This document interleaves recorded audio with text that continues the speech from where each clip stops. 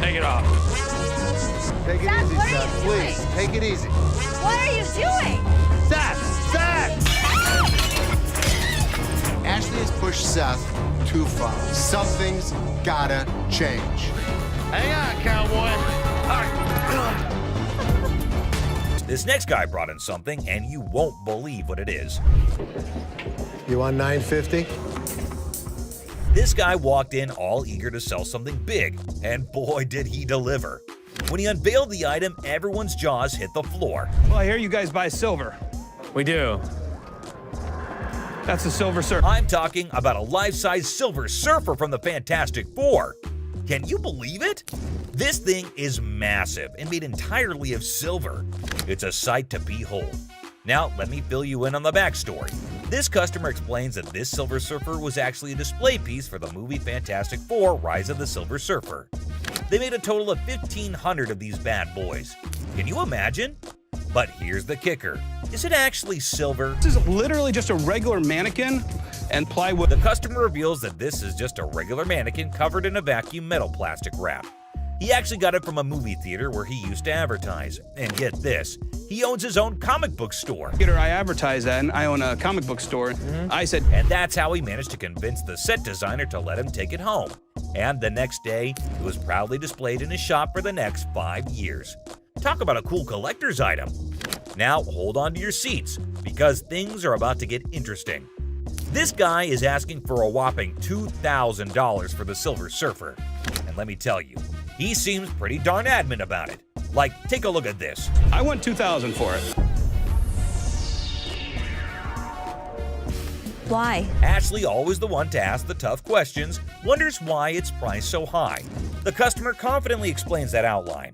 It's actually valued at $3,000, and he wants a fair price for it. Oh, and here's a fun fact for you. The Silver Surfer was actually voted one of the top 50 most recognizable comic book heroes in America. Pretty cool, huh? Ashley, being the shrewd businesswoman she is, gives the customer a reality check. She offers him a lesser amount for it, stating that it's the best she can do. But the customer stands his ground and refuses to go below $1,000. That's quite a gap to bridge. To buy this from you for $500. But then in comes Seth, our resident genius manipulator. What he does next and how he convinces the customer will truly shock you.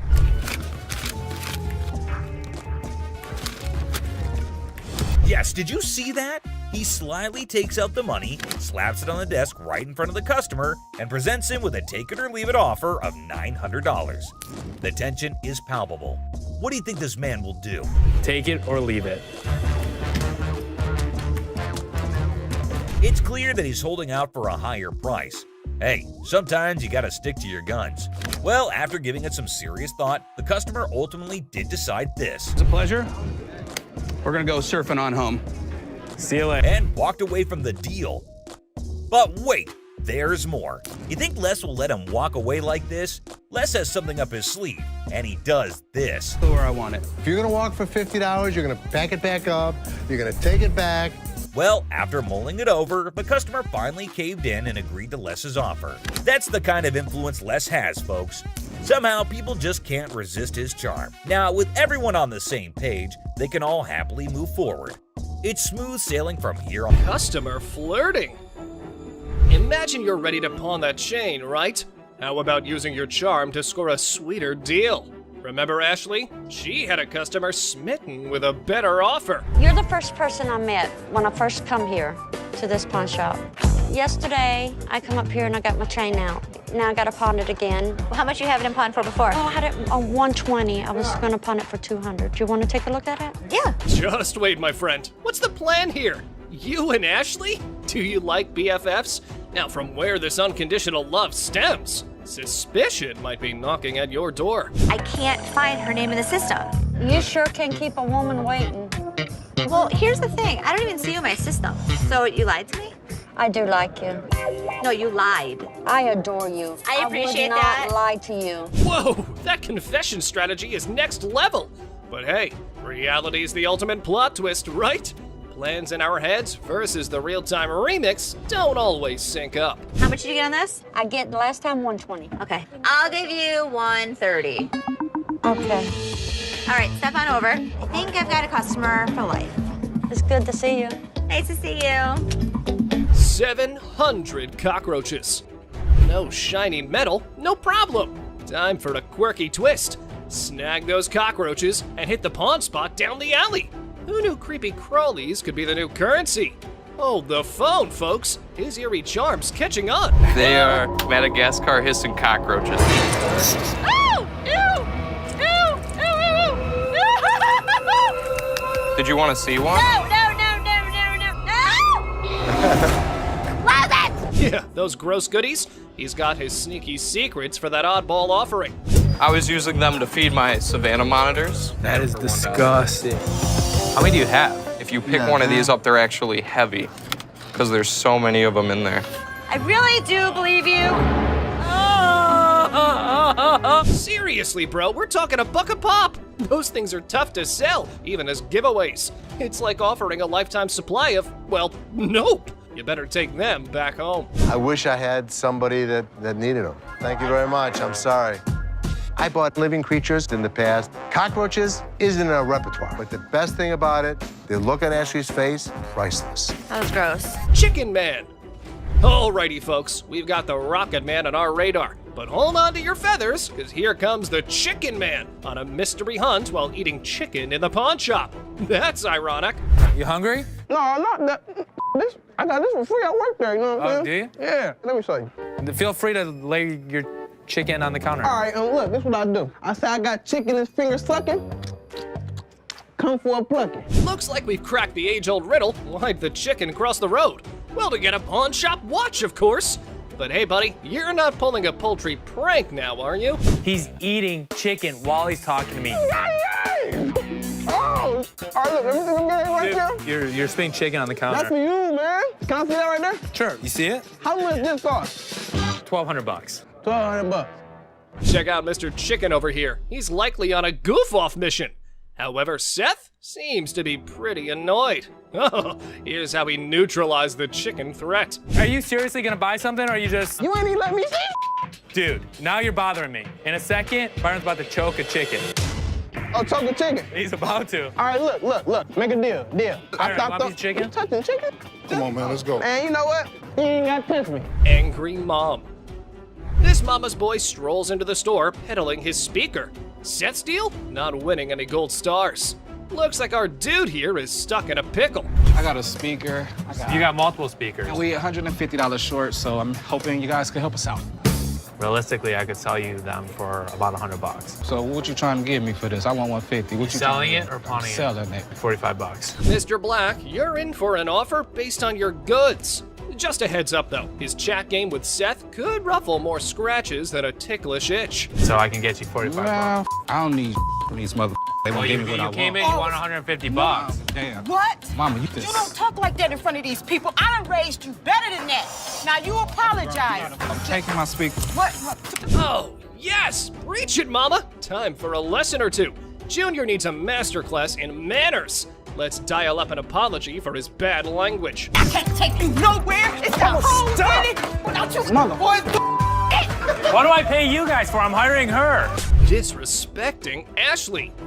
This man is on the hunt through the shop, spotting a bed-cum table. He's got a plan for some store-wide spotlight drama. Look what he has to say. This is a sex table, baby, right? This actually... Get your ass over there and shut up. Get off that bed. first No, of all. I ain't getting no Get off that bed. get kicked in the face.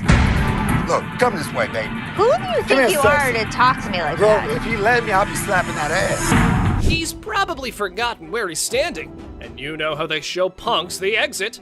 Well, Les ain't having any of it. He's diving in for some sense talk. You're talking to, mother. Back up. Back up. My ass out of here. Really? You don't think so? Here's the way it's gonna work. You don't disrespect my daughter in my store. Get the out of here. We go back. Disrespecting my daughter like that? Striking a nerve on a calm day. You go, Les! Someone needs a major attitude makeover. Time for a crash course in how not to be a jerk. You don't talk about my daughter that way. You understand that? You understand that? You understand that? I got you. Don't with my kid. I'm sorry, man. You don't with my kid. I'm sorry, Les. I'm sorry, man. Get this off the property. What's going on out there? Do not go out there. Dirty couch. fresh in a new city? The furniture hunt's on, and guess where you score budget-friendly items? Yup, the pawn shop. Have a look. We have used furniture, and we give deals. Our used furniture sometimes has things on it. Why is it so freaking dirty, man? Because it's used. That's why it's $397.77. Really? Well, I only got $200. What's the dilemma here, man? Buying a used sofa at a pawn store and expecting showroom shine? Your brain might not function properly to have such an expectation, sir. Let me try this out, man. I'll tell you what, my shoes are cleaner than this couch. Then don't buy it. Make me a deal. I got cash in my pocket, man. Wow, Come on, man. $200. Come on. Did you catch the words he just uttered? Mr. Couch is clueless about the league he's stepping into. Time for him to gear up because less is on the horizon. Okay, it's time to go. Come on, man. Come on. Here we go. Yeah, come on, man. Here, come yeah, on. man. Come on. Right. Don't make my. Come on, man. This is how we do it in the Yeah. Walk out. Walk out, my man. The business at hand. Benjamin saw nothing but the business and got right back into it. I don't trust this guy. I don't trust nobody, especially when they're trying to sell me stuff. Benjamin, I can feel you totally. It's not like we don't trust anybody, but it's always better to be sure when there's a ton of money involved. No doubt the expert had to be called in. I do believe that this is a genuine 1951 Yankees baseball. Whoa, it looks like there's some good news for the man, and we might see some bills going out of the shop. But wait, don't be sure. You never know when the deal goes south. I think $3,000 is a reasonable amount for the ball. With audacity that leaves me breathless, a staggering demand of $3,000 was quoted for the ball. And it's quite obvious as well. After all the authentication and the proof, anyone would ask for that kind of money. They fired about $800. But wait, what? Benjamin just quoted $800? That's it?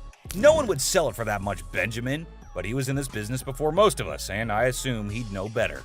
So these were some of the times deals got out of hand on Pawn Stars. So which one of these intrigued you the most? Let us know in the comments down below. Gift card. In a sadistic twist, a customer enters waving $100! invisible phone. In a daring attempt to find the perfect gift for her son, a woman decides to venture into the pawn shop. But little did she know what awaited her there. I was kind of looking at some of these watches. Okay. Where the hell is my phone? Something wrong? Yeah, my phone. I just let my. Did you take my phone? Take your phone. There was never a phone on the showcase. Well, folks, it appears our big mama's stealth skills might need a tune-up. However, did you see her put a phone there? Not me. I ain't crazy. Damn it, I just laid my phone there. Don't touch me, yo. You better get off because I. Don't touch me. There was no phone on the phone. Can someone just ask this woman to keep it down a bit? It looked like she was indeed trying to pull a scam. However, this is how she decides to take cover. When you start attacking another customer in the store, you have got to get out. Yo, y'all better get this lady because I ain't got nothing. Please, yo. Nobody don't got time for this. Yo, get this old ass lady. You better get my mother. Looking for a boyfriend. A girl visits the pawn shop on the hunt for her beloved boyfriend. Can you guess where she might find him? Oh, you got it. It's none other than the store itself. Talk about a stroke of genius. I'm sorry, but who are you? Just get him for me. And so what's this regarding? He's my boyfriend and he's not paying child support. You're his girlfriend? Yes, I need him. So don't you have a cell phone number? Could you just get Chad, please? I do have a Chad that works here, but I don't have time for this today. Our girl meets Seth, who's in a funny mood today. Get her ready for a humorous encounter that'll surely make you laugh. It's time for some entertainment. Come on, grab Chad for me. His lovely girlfriend's here. Like, I got all day to just be wasting my time. This young lady would like to see you. That's not him. Y'all playing games with me now? That's Chad. No, that's not. Then I don't know. I know who I sleep with. What? This lady is out of her mind. Well, apparently, lady, they've got the wrong Chad, so you better take your business elsewhere. Or you've just started looking like a scammer. It's going nowhere fast. Oh, you're talking about Chad, the tall guy with the waves. Yeah, Chad. He just went outside. He's right out there. Y'all want to sit here and play with me? If this was Chad's girlfriend, I have one piece of advice, Chad. Run away. Where the he at? Watch that. Tressa, the ex-employee, decides to stroll back into the pawn shop with a Rolex watch in tow. Guess what? It's the one her boyfriend paid for. The guy that bought it for you disputed the credit card. No, he didn't. Here, I can put him on the phone for you. Hold on, Tressa. He did dispute it. He's never been paid for the watch. I can give you a loan today for $1,000, but Things heat up quickly between the ladies as Tressa and the shop owner engage in a fiery exchange.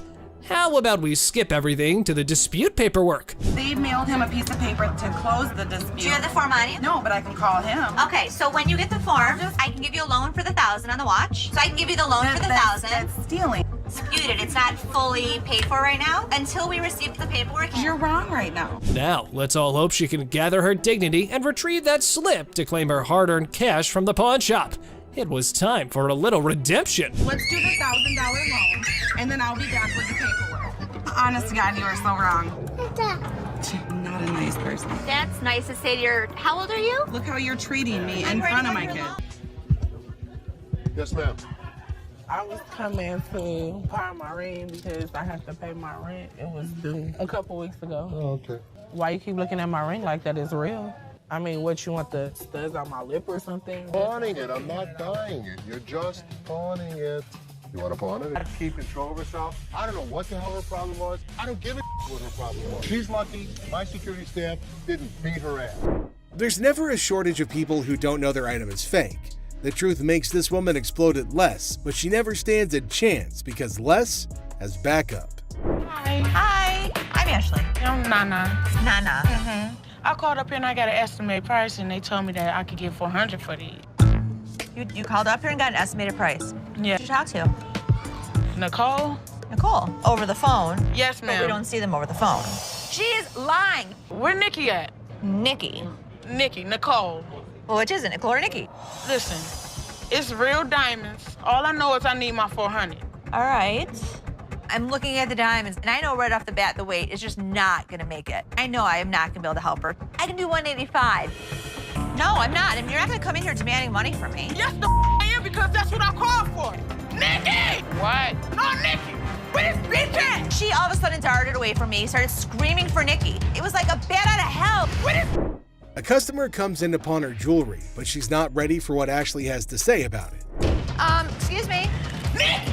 First of all, you're not gonna scream in my store. No, first of all, you're not gonna walk up on me either. This is Nikki, and they told me that they were gonna give me $400. Oh, so look at and these now they telling me that I can't get my money and I need this now. Don't you dare. That, I need my money right now. I don't know what this chick was talking about. She was very confused, but I know one thing for certain. Nana needed to go. You like that? Well, you disrespected me, my store. Y'all bitch. Okay. Everybody in this mother y'all. Joe. Oh, y'all. Okay, have a good day. And kiss my ass. Keep walking. Bye. Nana. You bitch. Oh, you mother. Give me a headache. Nana's smart enough to leave before security throws her out, but she makes sure that she's got the last word. Bad parenting. The pawn shop door swings open, and a furious mother charges in like a bull in a china shop, demanding to know if her daughter sold her precious ring here. How you gonna sit here and tell me? You told me you brought it here, right? Yes. It best be here. I don't have it. Now what we gonna do? There's nothing what I can do. What the hell we gonna do? Because I need my Nothing I can do. Don't I have to have my her mother. right here, I want my ring. Not a good impression anyway. To defuse the chaos, Ashley stepped up. Let's see if it helped or not. You took your grandma's ring. Yes. And you pawned it. When? The day before yesterday. Okay, so where's your ticket? I don't have it. So let me ask you a question as a mother. Did you press charges against your daughter for being a thief? I'm not pressing no charges against my daughter. Then you can't get it back. No. Get a grip on yourself, Mommy. The woman just won't listen to anyone. Man, where do such people come from? No wonder her daughter's acting the way she is. I came in here to try to resolve the situation. But yeah, you want to Get out. No. Hey, get off him. You better figure out some way to get your mom's ring back. Watch when I get your ass home. Now see, now you got labeled as a thief. Coin thief. Ooh, there's a new player in the game. This fella's got a quarter that supposedly belonged to JFK when he got the axe. And guess who he's trying to sell it to? Les, of all people. This should be interesting. Need a second person to touch it, man. You see this, man? Who was the first? JFK, man. JFK. Hell yeah, I'm trying to get $30,000 for it, man. Really? Our friend here needs to know that he's trying to close a deal with the boss. Yup, the big cheese himself. You know what that means. He better have some answers ready. I don't think this guy even knows who the president is today. What year did they put Lincoln on the quarter? 67. Who's on a penny? Bill Clinton, whatever his damn name is. Well, he means you'll have to take your business elsewhere if you want to avoid glitter and dancing. But anyway, this punk got mad, and here's what happened next. Want to go out for the pass? Please. Man, Follow him out. Much, man. Man. Oh, you forgot to ask you. Let's go. See, that mug made me mess with the oh, man. Man. Bro, what is you doing, man? Yo, man. Pink coat. The woman swaggers into the pawn shop, yelling that the pink coat is hers. Guess who she encounters for the argument? That's right, it's Les. Woman trying to sell a sword that was supposedly forged by the famous Yasutsugu family, known for making weapons for badass samurais back in the day. But here's the twist. The seller looked familiar to Corey.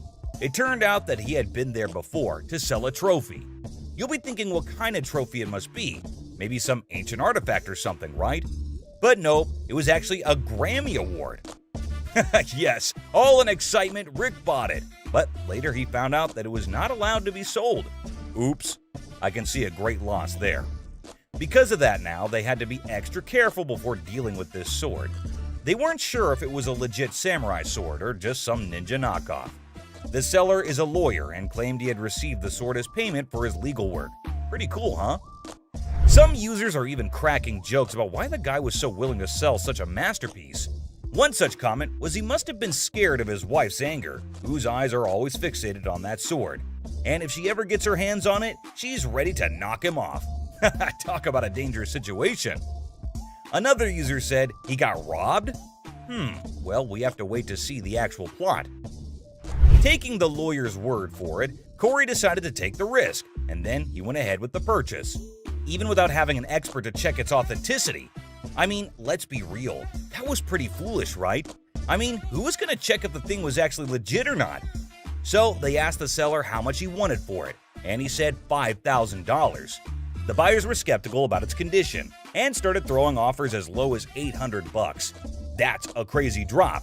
But the seller fought back, saying every bit of that sword is worth the full $5,000. If you're gonna hold my feet to the fire and make me pay as much as I can, it's gonna be $1,500. I'll come down to $2,000. I've got 5 of them right there. The shop wasn't ready to pay that much without knowing more about it, so Corey went up to $1,200. He was trying to get the best deal he could, but the seller didn't budge. They went back and forth until finally the seller settled for Corey's offer of $1,500 just to get Rick off his back for that Grammy thing. After buying the sword, Corey was not at peace and was restlessly waiting for the expert who was out of town during the appraisal.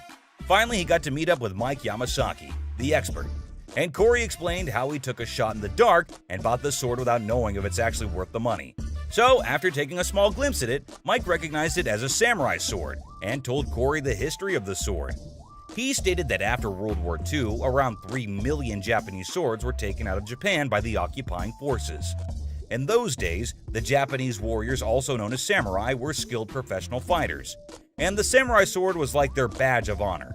If you didn't have one, no way you could call yourself a samurai, man. Then Mike decided to inspect the sword and took a closer look at it. This is the proper way to take apart a Japanese sword. They've been doing this style for centuries. Well, after the inspection was done, the expert discovered that the sword belonged to a super important samurai with ties to Japan's imperial family, probably from the 5th generation. Now, here was the interesting part. The Yasutsugu family only worked for high-level samurai, and their signature mark, like a logo, was detailed on the handle. It's the family crest of the Tokugawa family, who ruled Japan for a couple of centuries. And if anyone tried using it without permission, they'd end up losing their heads, along with their whole damn family. Scary, right? Well, it seemed that the sword had some serious historical value. Now, the big question is, how much is it worth in today's time? After considering the condition, the expert estimated that it can be restored for around $3,000. But here's the exciting part. After the restoration and blade sharpening, Corey could potentially sell it for a whopping $15,000. That's a tenfold increase from what he paid for it initially. So there you have it. Corey took a risk, bought the sword without knowing its true value, and it turned out to be a jackpot. But that was indeed a risky game. But does it always turn out to be luck, or sometimes they just lose everything? Well, we'll see this in the next episode, where a customer from season 16 walks into the pawn shop, hoping that the shop will take his 1700s flintlock pistol off his hands. This thing is ancient and looks fascinating for being so damn old. But the funny part, the gun looked puke-colored. Did you do the amazing restoration on it? I did not. Well, let's talk about the history of this gun. Now, the invention of the flintlock pistol back in 1615 was a total game-changer in warfare. But here's the thing. Hector, the seller, had no idea about the pistol's origin. It was passed down to him by his father, and he's looking to score $500 for it. But Rick has some concerns. It's pretty darn obvious that this thing has been messed with. So he decided to call in his arms expert, who knows his stuff when it comes to guns. Finally, the expert Alex Kramer arrived. He's the CEO of International Military Antiques. He takes one look at the pistol and straight up calls it ugly. Ouch! Apparently, some shoddy paint job messed up the gun, and it can't even be opened properly. But hey, on the bright side, the details and engravings on the pistol are top-notch. They got this fancy style called grotesque, with all these weird-looking human and animal shapes. And the markings underneath are high quality too. Too bad the paint on the lock is so thick that they can't even see the gun maker's name. That would have helped figure out when and where it was made. Now Rick's super curious if this thing is actually worth anything. The expert takes a quick look and comes up with an estimate. I think it would be about $1,000. Once we restore it, if I can get it functional, I think it's at least $3,000. With that estimated value in mind, Rick decides to make an offer. So, I will give you $150 and relieve you of your problem. Would you do $250? Damn, just $150? Even though Alex said it was worth $5,000. Rick always pulls out the excuse that it's hard to sell, and there aren't many buyers out there. After a short negotiation, the seller settles for a mere $200. I know, unbelievable and kinda unacceptable. But since the gun isn't in great working condition, I guess it was the best they could do. Rick decided to take a chance and handed the gun over for restoration. Will it hit the jackpot or lose his $200? Let's see. After a successful restoration job, Rick receives some surprising news about the gun's value. It has brought back all the original details and made it look absolutely gorgeous. And guess what? It turned out even better than expected. With all of the engraving on the brass, that grotesque mask came out really well. It did come out amazing. But Alex hasn't tested it yet because he wanted Rick to witness its sight. And the best part? If this baby shoots, Rick might get a whopping $5,000. Damn. Well, let's watch if it works. I got my headphones on, so I can't hear you. Yeah! Oh, it worked perfect! So after successfully restoring the item and getting it in working condition, Rick could be making $5,000 on an item he bought for just $200. That's a crazy profit of $4,800. Absolutely hard to believe, right? Someone even commented that Rick straight up robbed Hector in broad daylight. Users are not holding back with their savage opinions. Well, keeping everything aside, this was indeed one of the craziest profits earned at Pawn Star Shop. Moving on. First of all, it's not technically Polish. What do you mean, not So what we got here is a Russian order, and that's what this medal represents.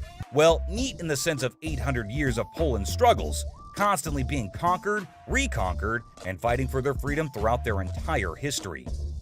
Users also shared how this whole episode reminded them of their beloved history classes back in their school days.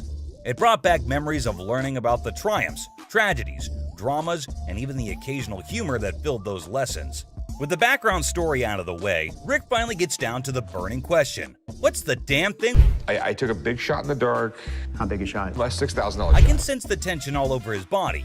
Finally, the expert takes a closer look at the medal and starts talking about how it was probably made in St. Petersburg by a company called the House of Bolin. And guess what? Dude, just picture the chaos that would go down if your wife found out that you're selling her ring for some sick bike parts. Like seriously, can you imagine? You'd better brace yourselves, cause those punches would be heading straight in your direction. no doubt about it. And there's this next customer who's legit stuck in that exact nightmare scenario. I kid you not. The way he's being treated here is absolutely brutal. It's like a horror show unfolding right before your eyes. Why'd you take my ring? You won't even believe the level of harshness this poor dude is enduring. Set it appraised, see how much it might be worth. Okay. I also wanted to know how much you guys would give me for it. Like as a pawn, and then I paid. No way. That's one stunning piece for sure. But hold up. While Ashley was breaking down the pawn rules and laying out the options for getting the ring back, guess who decided to make an entrance? The original owner of the item, and trust me, she ain't looking too pleased about the whole situation. Talk about an unexpected twist, right? It's like the universe just decided to drop a bombshell right into the middle of this already intense moment. I can only imagine the mix of emotions and tension that must have filled the air at that very instant.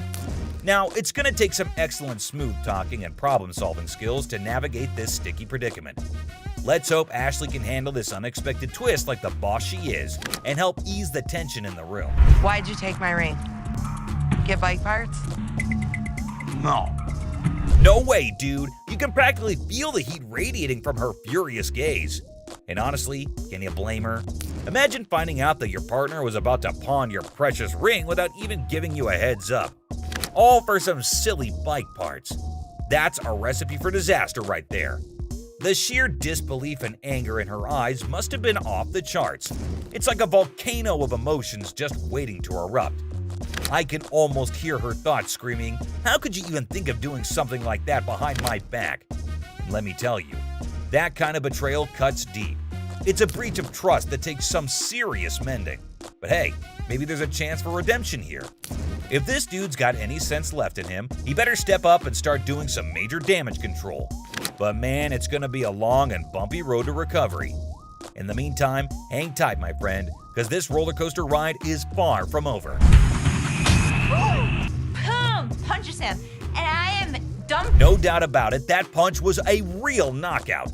And honestly, he had it coming. It was beyond immature and disrespectful for him to even think about pawning her ring without her consent.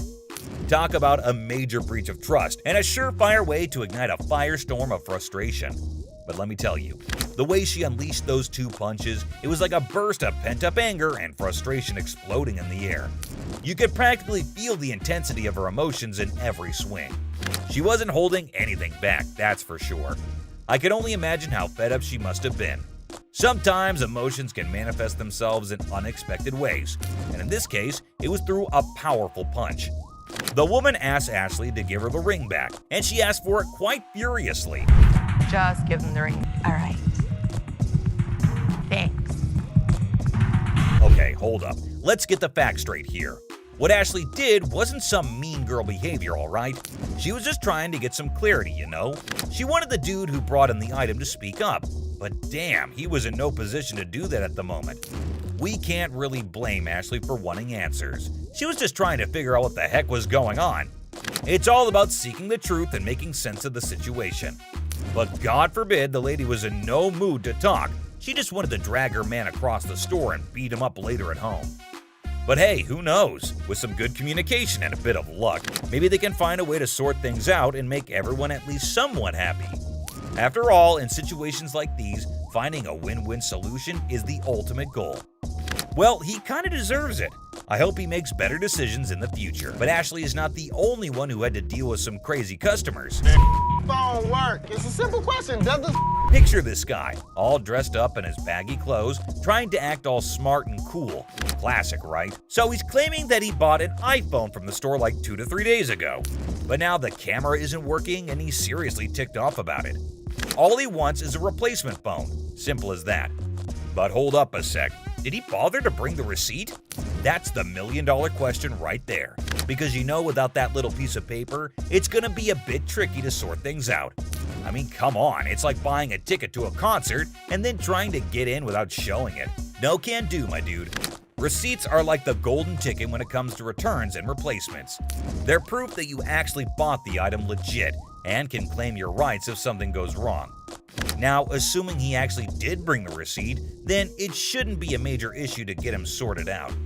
The store can check the purchase details, verify the warranty, and see what can be done about that faulty camera situation. It's all about following the proper procedure and making sure everything is legit. I ain't got it with me, I ain't bring it. So you're telling me you knew you had to get the phone exchanged and forgot the receipt? But Rich says they don't even sell iPhones for $200. So obviously my man over here is a scammer. Rich was very clear that he could look into it, but he needs the receipt. And he kept denying. Yet Rich asked him who showed him the phone so that he could double check. He randomly calls up one guy, and obviously the guy denies, saying they had iPhones on sale 2 to 3 weeks back, and the customer claims that he got it 2 to 3 days back. But obviously the man didn't like the fact that he is getting caught, and you wouldn't believe what he said to Rich. Mohawk, shut the hell up. My Mohawk doesn't talk. It clearly does. Clearly it does. With that goatee, too. The goatee does. Like seriously, this dude went way overboard. First, he rolls up in here with a fake item that was never even sold to him in the first place. What's up with that, right? And then he has the audacity to start talking back to Rich like he's the boss or something. Come on, man. Rich ain't just gonna sit there and let this guy run his mouth without firing back. It's all about standing up for yourself and not taking any BS from anyone. Rich had every right to clap back and put this dude in his place. I mean, it's crazy how some people think they can just waltz in and cause a scene without any consequences. But nah, that's not how it works here. Okay, did that one work? Pull the things up over your ears a little because you clearly can't. No way, dude. Even while Big Joe was escorting him out, this guy had the nerve to keep shouting at Rich, trying to prove his point. Talk about audacity on another level. I mean, seriously, when you're already in a situation where you're being shown the door, you'd think common sense would kick in, and you just leave quietly. But no, not this guy. He just couldn't resist the urge to keep arguing and making a scene. It's like he thought he could still somehow win the argument or get his way by raising his voice. But let's be real here. Shouting isn't gonna magically make your point more valid. It's all about having a civilized conversation and respecting the boundaries. But man, I can only imagine the frustration and annoyance Rich must have felt having to bear all that unnecessary noise. Send me a picture of the receipt from your phone. Damn, my man Rich definitely got that one stitch on his head for a long, long time. That was a pretty savage and badass man. I mean, you have to be like that in this job, or else people would just walk all over me. Led Zeppelin. Prepare your stairway to rock heaven. Cue the legendary Led Zeppelin. Our rock stars got an album signed by the Fab Four members. Because who needs stairs when you've got music magic? Hey, this is really amazing. Led Zeppelin is one of the greatest rock and roll bands of all time. Every one of their albums was in the top 10, and 6 of their albums were #1. Now, 4 signatures on an album, if this is real, I probably won't want to put it in the store. I want to bring it home. Hold up, rock enthusiasts. Let's not navigate this riff alone. Time to ring in the pros for some signature symphony guidance. Here's how that went. Based on everything I've seen, absolutely no doubt this is the real deal. Sweet. And what do you think it's worth? These things just really don't exist. But with that said, I put this value right at about $10,000 to $12,000. Whoops, that just triggered a button. But hey, Rick's unfazed by our shenanigans and smoothly sails on with the negotiation journey. My best price would be $17,500. This is history. Yeah, I mean, I'd go $8,500, but I'm sorry. Okay. I appreciate the offer. Golden State Warriors ring. Guess what? Cupid's been busy, and our Romeo's on the hunt for a championship ring to dazzle the lucky fiancé. Game on, love-struck champ. So what I did was I brought pictures of another 75 Golden State Warriors ring. Okay. And as far as the pictures are concerned, they match up. Yeah. It's perfect. Here's a Shakespearean plot twist. Romeo's seemingly out to give Rick a trigger. Come on, dude, you're facing a pawn shop titan. Let's see how this drama unfolds. It's not a testing. That's because you have a really cheap tester. Do you have one of your own? Yeah, I have my own stuff over there. Yeah, I mean, if Mr. Romeo came in ready to take down the big G. But plot twist, the universe decides to serve him a slice of humble pie instead. Anyways, here's how things went on from that point. Any 11 grand, that's what I can do. That's your bottom line? Yeah, best price. Fair enough. I mean, I'm disappointed, but it's your property, you own it, and you got to do what's in your best interest. Right. So. All right, no problem, man. Yeah, thank you. Thanks for coming in. Mechanical bull.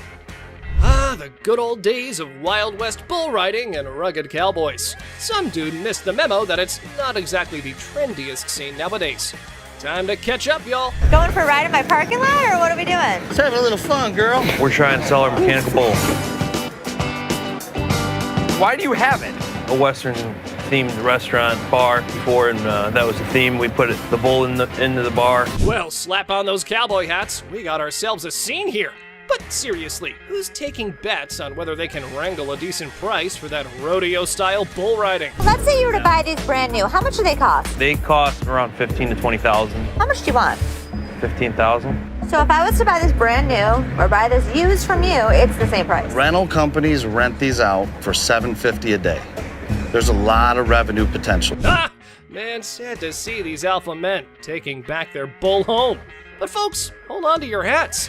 Maybe Ashley has something else in her mind. 3,000 right now. 45. 31. 39, you pack it up. That's my bottom dollar. 34. I can't do it. Sorry, good luck. Dr. Death's van. Step right up, viewers. You've heard of Dr. Death, but today's highlight is the van that spotlights as the ride for assisted suicides. Because nothing says vacation like a one-way ticket, right? This is a 1968 Volkswagen van owned by Dr. Death, Jack Kevorkian.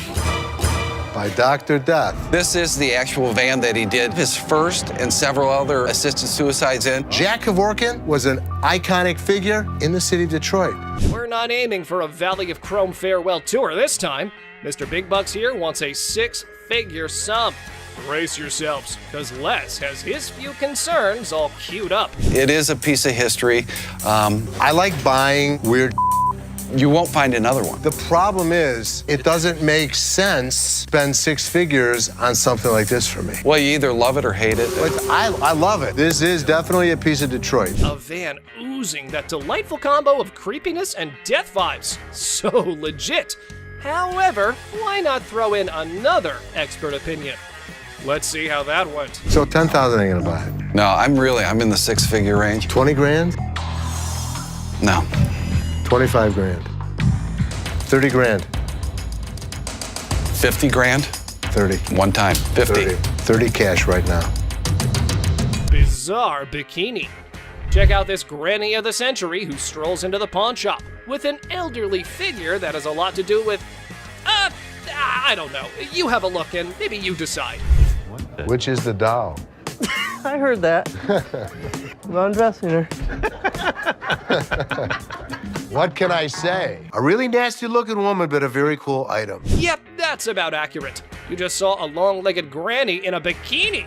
All the efforts are done in the name of art. However, our granny here invested in this model. How much did you want for this thing? I'd like to get $500 for it. This thing is art. It's a very cool item, but not for that price. I mean, she's really cute. I mean, she's really fun to look at, but it's not going to be even close to 500 bucks. Never mind, that was gonna be a deal breaker. Unless Les had some more quotes to add to the art piece, this stirs things up for the selling mix. Here this woman was playing my game, and I was losing. 200. 190. I'll take it. Will he stop? Okay, schlep it home. You know, I heard my dad saying it wasn't worth the extra $10. Bull. She wants 200. Latex vacuum bed.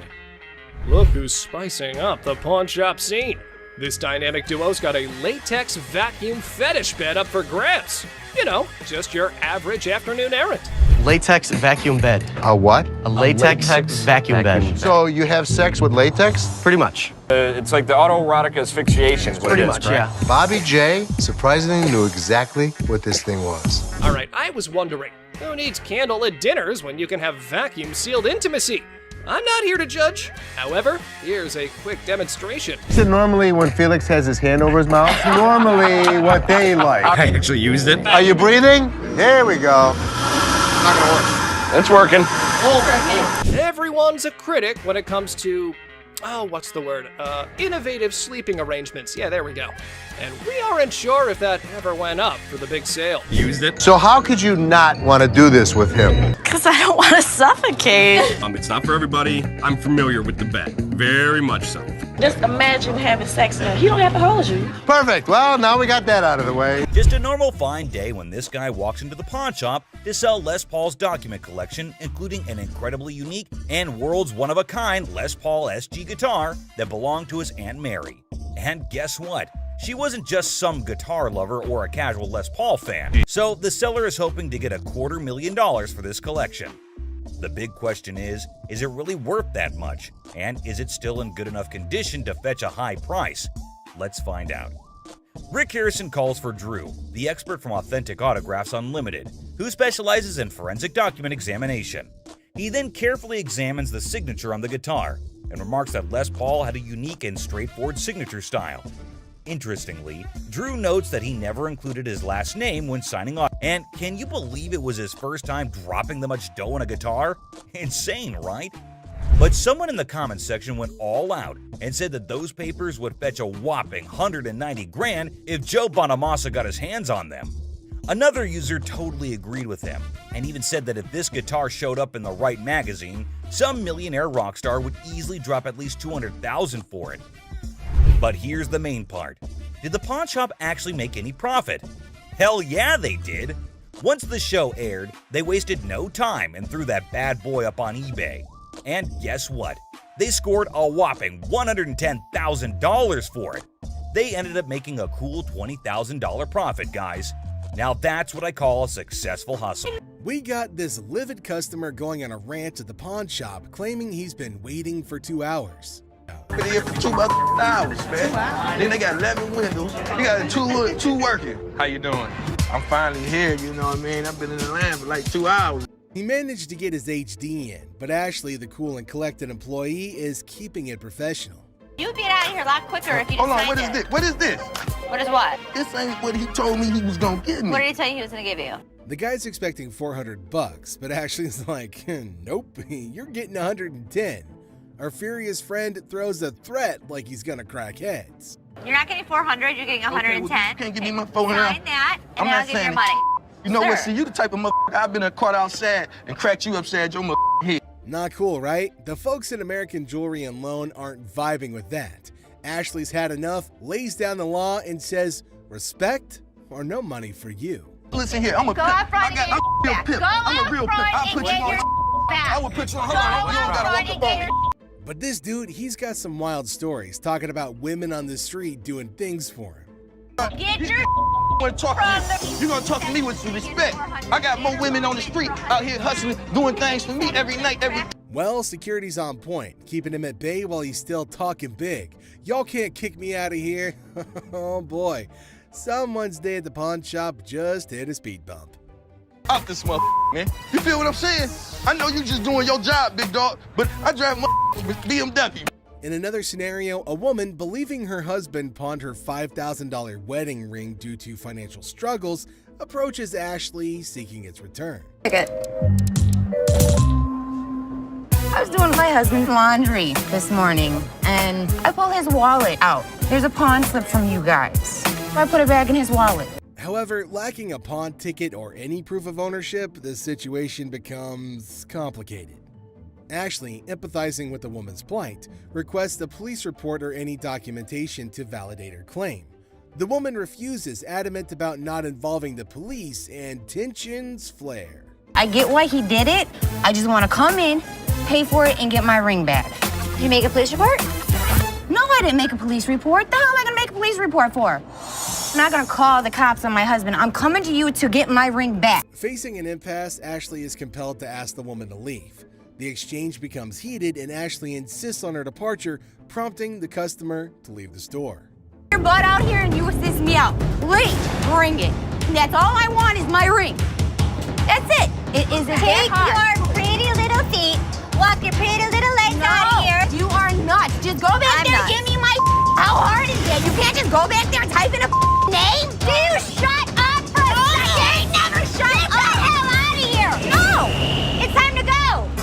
Up yours. We've got this customer dealing with some money woes and trying to hustle up a quick $100 by pawning his stuff. Issues that needed solving post-haste. I'm trying to get all my stuff out. So, what are you looking to do with it? that? I'm looking to get $100 for it to help me out. But here's where the plot thickens. The guy's asking for a Benjamin, but all Seth and Les can dish out is a humble $10. How's that gonna do for you? $100 will help me move my out. It'll feed my dogs if I have to, wherever I find. Our seller buddy thinks that $10 isn't gonna cut it for his grand plans, like moving out and feeding his dogs. You know, fair enough, but that's the best they can offer. He tries to haggle for $50, but Les shuts it down, giving him a reality check. That's all Seth and Les can offer. What the do you mean it's gonna be a good start? The $10 isn't gonna be. Why couldn't you do 50 for this? Now, here's where things take a wild turn. Instead of just taking the tenner, our friend gets all sassy. Les, not one to take disrespect, drops the cash on the counter, and you won't believe what happens next. Disrespecting me, trying to hand my back to me. I'm not having that. No. Are you kidding me right? The guy refuses to pick up the cash, calling it disrespectful. Kicking off with this episode, which is sure to give you quite a jolt. Hey, how's it going? The episode just starts with a casual conversation between Rick and an old man. But look what he's got. Yes, my friends, you just laid eyes on an 1884 Colt that was used in the Wyoming Range War, also known as the Johnson County War. Goes with it. There's nothing like a good book after a good shooting. That's what I always say. And not to forget the book that comes with it. I mean, you gotta keep the rare flock together. Rick, as usual, begins his quiz, asked a whole lot of questions before investing his money into something that a normal person would have bought in a heartbeat. So how exactly did you get the gun? My father got this from the great-great-granddaughter of Fred Koch. Are these many questions ever asked while I go to sell something antique? Maybe. How would I know? I've just gone to the shops to buy something, never to sell anything. But wait, it seems like he practiced it the whole night, answered all the questions like a pro. That man did better than the rest of us would do in our lives. Tough college times. Wait, what did my eyes just witness? Rick narrating the whole Wyoming Range War story. Basically, large cattle barons feuding with really small cattle ranchers. The small guys were stealing cattle. It felt like a whole history lesson to me. I must say, Rick does have some insane knowledge about antiques. The way he narrated the whole thing was nothing less than an informative history class. Not gonna lie. Moving further, we see Rick's intelligence as he checked all the details provided on the document just like a professional would. This is a 45 caliber. This is a 45 caliber. It's a 5.5-inch barrel. That's a 5.5-inch barrel. With this line, when you throw on a personal story that actually ties a cowboy to a gun, that's the kind of thing collectors love. I can see he clearly knows how to hit the proper note. But when you throw in a personal story that actually ties a cowboy to a gun, that's the kind of thing collectors love. Without a second thought, the man quoted $55,000 for the gun. What do you think? Are Rick and the old man on the same page? Well, for you to know that, you have to continue watching. I'd like $55,000. $55,000? And obviously, before getting such a huge amount out of his pocket, he wanted a second opinion on the matter, for which he called an expert. Get someone down here, he'll tell me if it actually belonged to this guy. To be honest, I really don't get it. How can one identify if it's original or fake by just looking at some words written on a piece of paper? Anyway, who am I to say anything? What we have here, it's really hard to make that connection.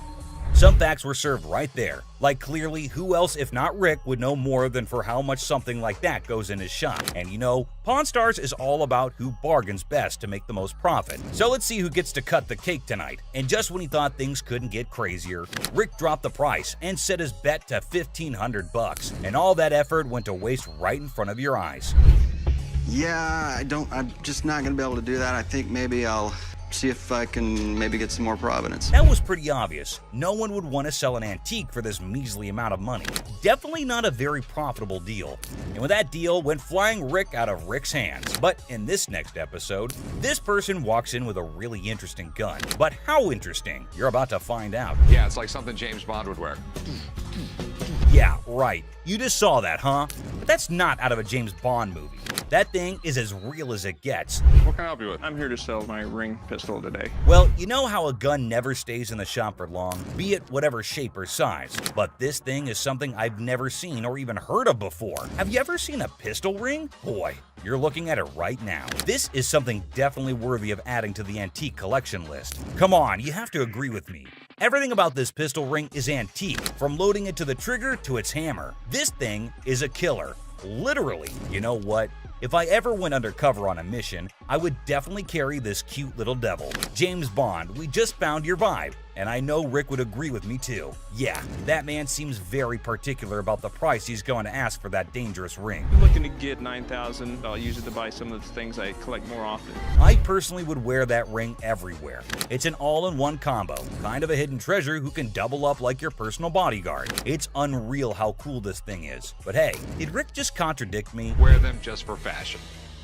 Damn. Rick has got a good sense of humor, not gonna lie. Seriously, getting hit by that mini pistol ring would definitely hurt your ego hard, man. It's also seriously a gun. I mean, it would really hurt getting shot with this thing. And oh, I kid you not when I say that the man clearly did his homework right. He literally asked for $9 grand in the blink of an eye. I mean, that piece truly is a showstopper. But that expensive? Damn. A $9 grand. They're pretty rare.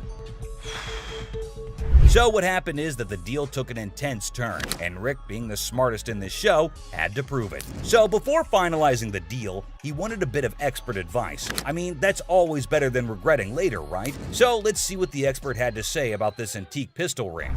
The European gunsmiths, they were making all kinds of little weird things. This is the Imperial Protector. Basically, looks like this tiny mean machine has taken down quite a few people in the past. So it must cost a bomb. But let's hear it from the expert himself. For $11,500. Okay. Thanks, Tony. I really appreciate it. Whoa, I never expected that. $11.5K? That's crazy. And just look at the size of that thing. That thing is golden for sure. But as you know, Rick plays by his own rules, and I'm curious to know what he has to offer. I'll give you $3,000 for it. No, can't do it. Okay, so Rick is trying to settle the deal for $3 grand. But bro, that's like not even half the price the seller asked. Do you think the man will accept the offer? For someone who knew a great deal about the pistol ring, I don't think this man is gonna budge. But Rick wasn't ready to give up or give in as yet. So, do you think they'd both settle on the same grounds? Who do you think is going to win this round? Well, let me put your anxiety to rest, for here comes the moment you're waiting for. As amazing as this thing is, I'm sorry, I just can't do it. And just like that, Rick missed the chance and saw the extraordinary collector's pride walk right out of his door. But what happened in this next episode is even crazier. Working with an instrument maker and got really, really interested with the harmonica. You know how music instruments can be great collectibles. In which case, what do you think about an ancient instrument that has an emotional connection to it? Does it help double up the price? Well, I don't know about you, but I have never seen a shining gold M. Hohner harmonica. We've all played a harmonica once in our lives. Right, we have. And we thought we were good at it. That's right. No, I'm not. And you're not going to come in here demanding money from me. How would you? Man. Customers usually go through several stages when they hear that their item's not as valuable as they thought. The first is disbelief, followed by denial, anger, and even assault. In this video, we see a woman who assaults a security guard, another insults and body shames Ashley, and one almost takes a swing at Les. The thing all these people have in common is that they were shocked at the real value of their item. Yes, ma'am. I was coming to pawn my ring because I have to pay my rent. It was due a couple weeks ago. Oh, okay. Why you keep looking at my ring like that is real? I mean, what, you want the studs on my lip or something? Pawning it. I'm not buying it. You're just pawning it. You want to pawn it? Keep control of herself. I don't know what the hell her problem was. I don't give a what her problem was. She's lucky my security staff didn't beat her ass. There's never a shortage of people who don't know their item is fake. The truth makes this woman explode at Les, but she never stands a chance because Les has backup. Hi. Hi. I'm Ashley. I'm Nana. Nana. Mm-hmm. I called up here and I got an estimated price and they told me that I could get $400 for these. You called up here and got an estimated price. Yeah. Who did you talk to? Nicole? Nicole. Over the phone? Yes, But ma'am. we don't see them over the phone. She is lying. Where Nikki at? Nikki. Nicole. Well, which is it, Nicole or Nikki? Listen, it's real diamonds. All I know is I need my $400. All right. I'm looking at the diamonds, and I know right off the bat the weight is just not gonna make it. I know I am not gonna be able to help her. I can do 185.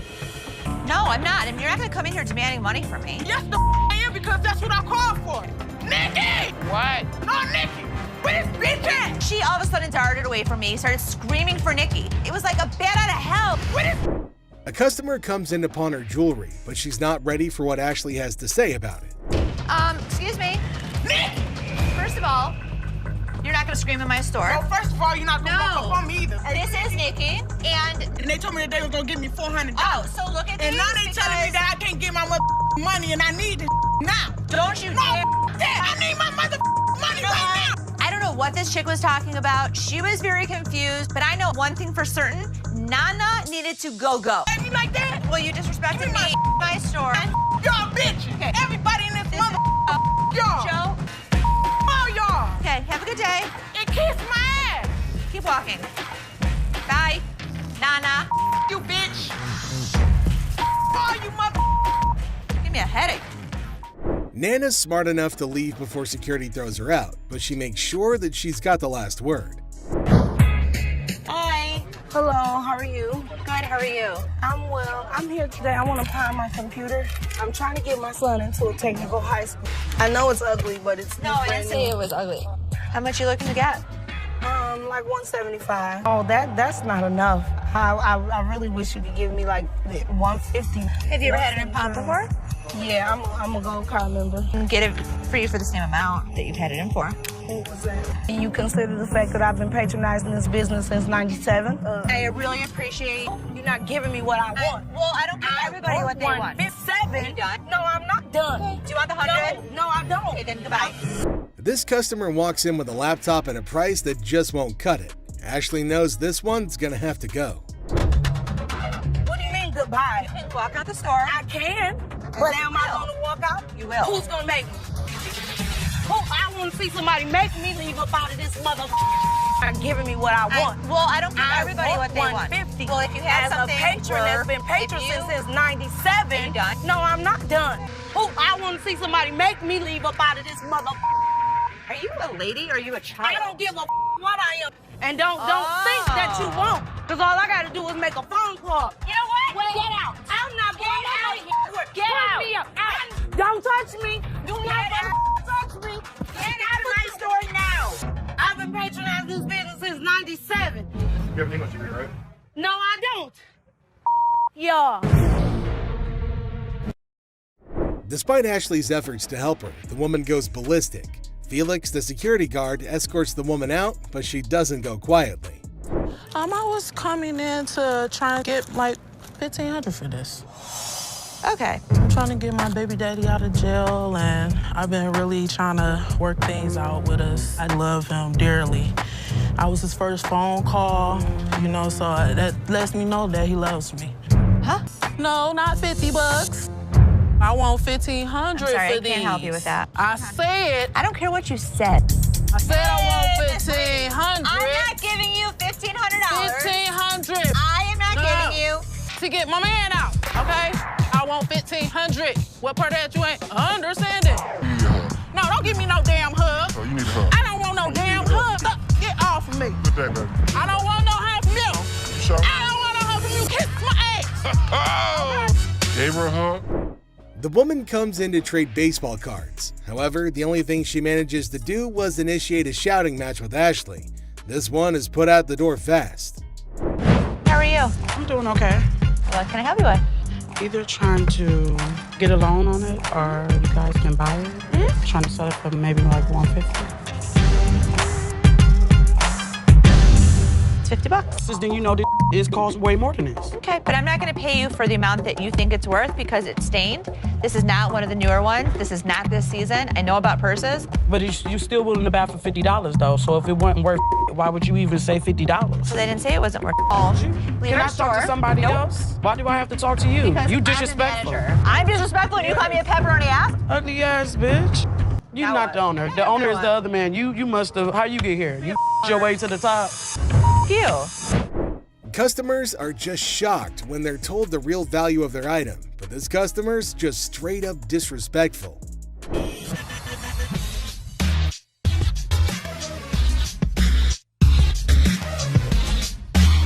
How much you want to spend? I got $70. I've seen them for $70 to $80 at other pawn shops. Yeah? With 2 games. But as long as you'd like. Does it come with a warranty? It comes with an as-is warranty. A PlayStation 3 for $70. I sell them for $100. What you gonna do? I don't know. A PlayStation's really hot stuff at the moment, but the customer who wants one is far from hot. He's mostly just hot-headed. Hey, you been shot already. What? Ain't nothing here. You're just another door guy to me. Yeah. Throw it down. Throw it on $70. Hey, oh, you don't have it. Have a good day. Have a good day. Hey, what you think? What is all that about? What's all that about? No, this one level beat your ass down here. Come on. Think you all that? Oh, bitch. Do it right here. And a couple empties in there, buddy. What? You big. The guy went from shocked to shouting in a heartbeat. Unfortunately for him, the pawn shop doesn't tolerate that nonsense.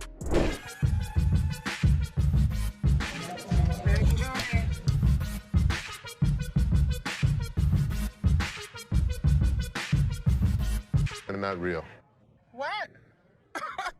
No, these is real. Look, when you holding up to the light, bing, you hear that? Bing, that's the diamond sound. Don't you think I would offer you money for it? No, I know what this is. Why your big ass standing here? What the you want? So you can give me my $300. Whatever, Tomei, my ass haters. Haters. Bye. Have a nice day. The next customer is a lady with diamonds from her fiance, or so she thinks. Les breaks the bad news to the lady, but she's got a hard time accepting the facts. Hello. Hi. Can I help you? If I'm trying to pawn this, 35 millimeter, right? yeah, How much are you looking for? just about $30. Got my baby's birthday coming up and just need a couple of extra dollars to help out.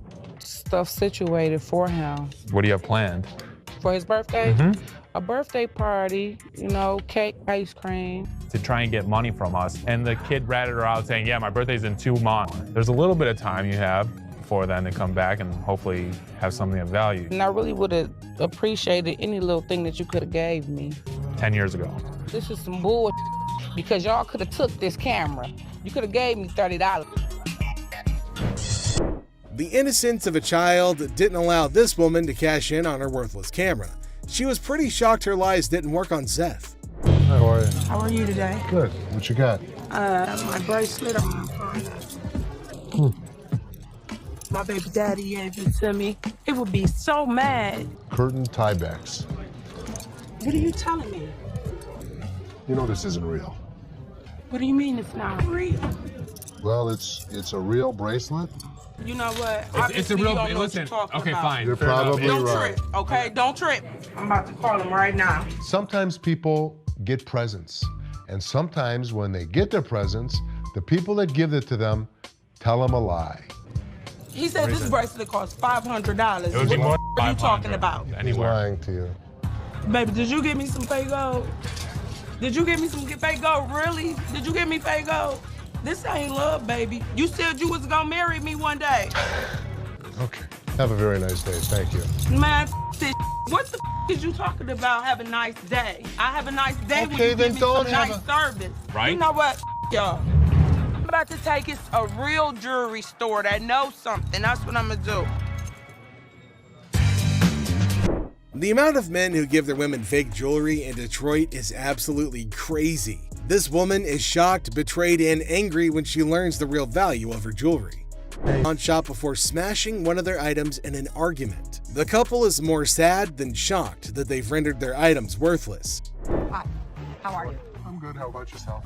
Doing all right. I've got a ring I want you to take a look at for me.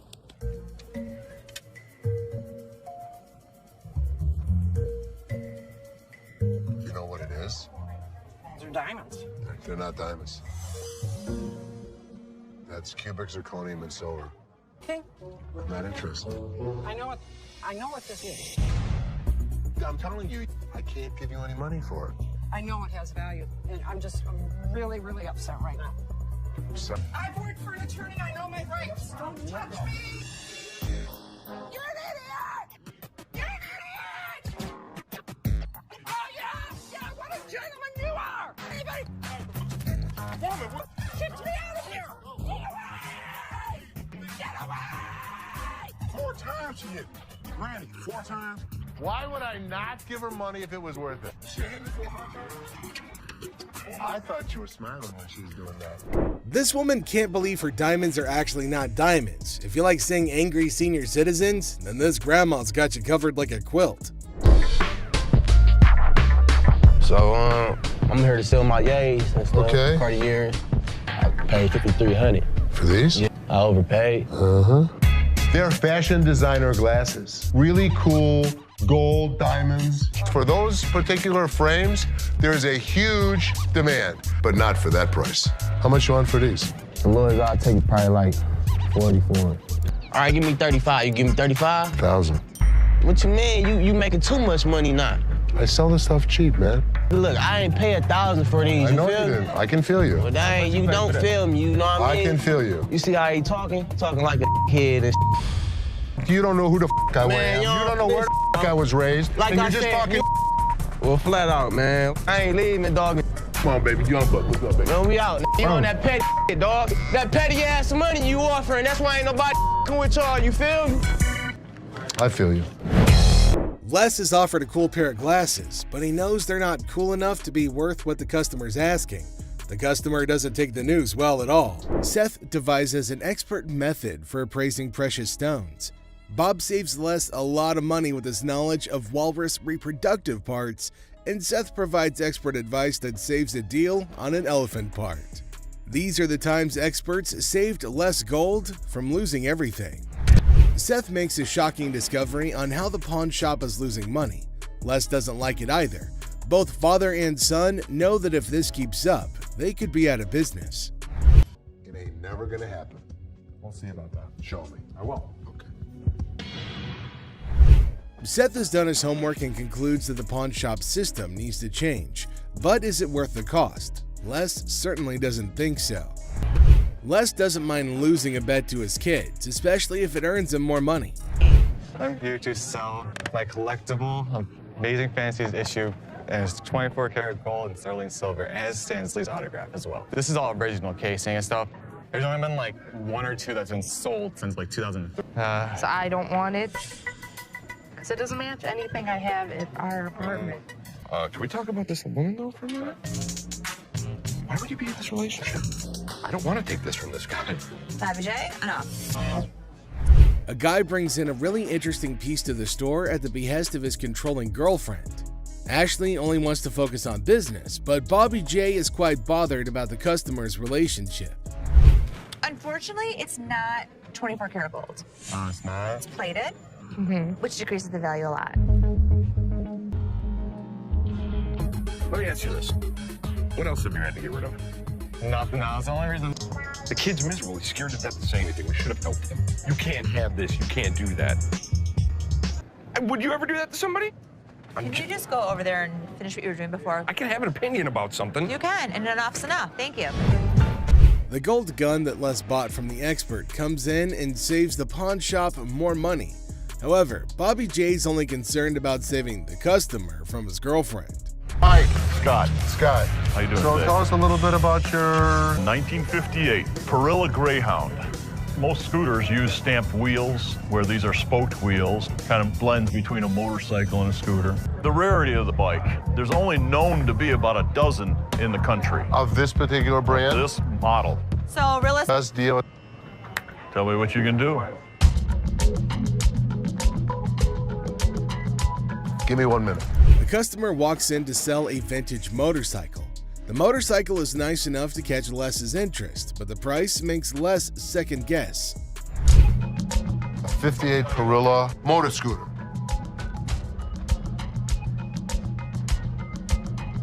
This is it. Holy that's him. So, let's be honest. How much were you asking for it online? I was started out at 25. And then what were we gonna do, raise it? This guy is trying to screw me.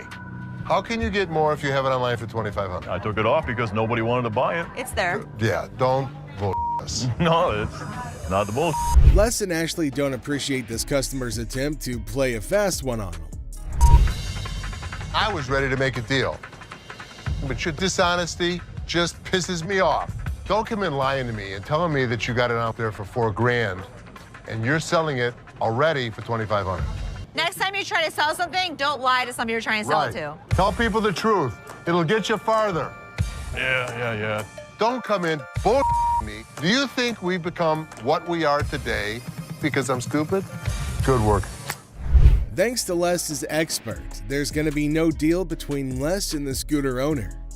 I'm Crystal. Crystal, very nice to meet you. Crystal and Ashley. How you doing, Ashley? Hi, how are So, you? what you got? I have these bag of stones that I found out of my grandmother's house. She just passed not too long ago. Oh, really? I'm sorry. I'm just trying to get enough money for her funeral to do what I have to do. Let me have, you know what? My gem expert is coming in this afternoon to look at a few pieces. You know what? If you want to leave these with us, I'll have him take a look. What the hell is my dad doing? He's getting his lady's hopes up for nothing. I'm going to show it to Bob. He'll make the final call. It's a waste of You'll time, see, Dad. you'll see. Les believes that the stones might be profitable. However, Ashley thinks it's a waste of time and that it gives the seller false hope. Who do you think is right? Earlier in the day, a woman brings in a bag of gems. And to us, they look just like crystals. But I have a gem expert, Bob. I'm going to have Bob check them out. So this woman with these stones is coming back. Okay. Do me a favor.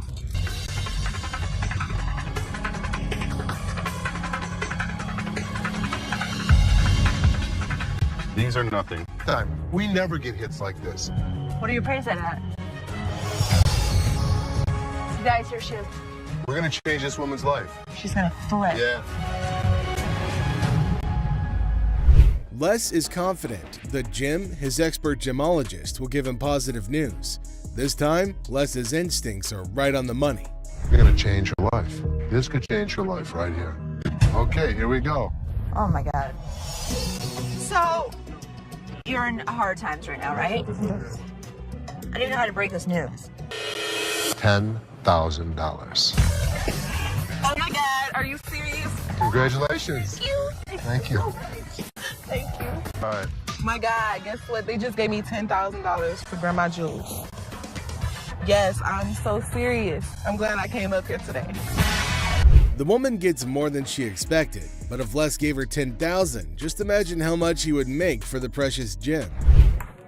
These are walrus peni. Walrus. Penises. Why? I'm pretty sure I'm right in line with what you can find on the internet. $600 each for those, and $600 for them. There is no way I would take less than $500 for those a piece. Correct. Just wouldn't do it. Let me just go look. Two customers come in with some of the weirdest items you'll ever see on the show. Les has to take a second to understand what he's dealing with. Yeah, you're 100% right. How the hell did you know about that? Holy Bob. He's really proficient in anything that's hard. Yeah, I mean, this is it. My guy knows about these things. Right. Make us an offer. Thank you so much. Thanks for coming in. Bob is an expert on all sorts of things, including the reproductive parts of a male walrus, for some reason.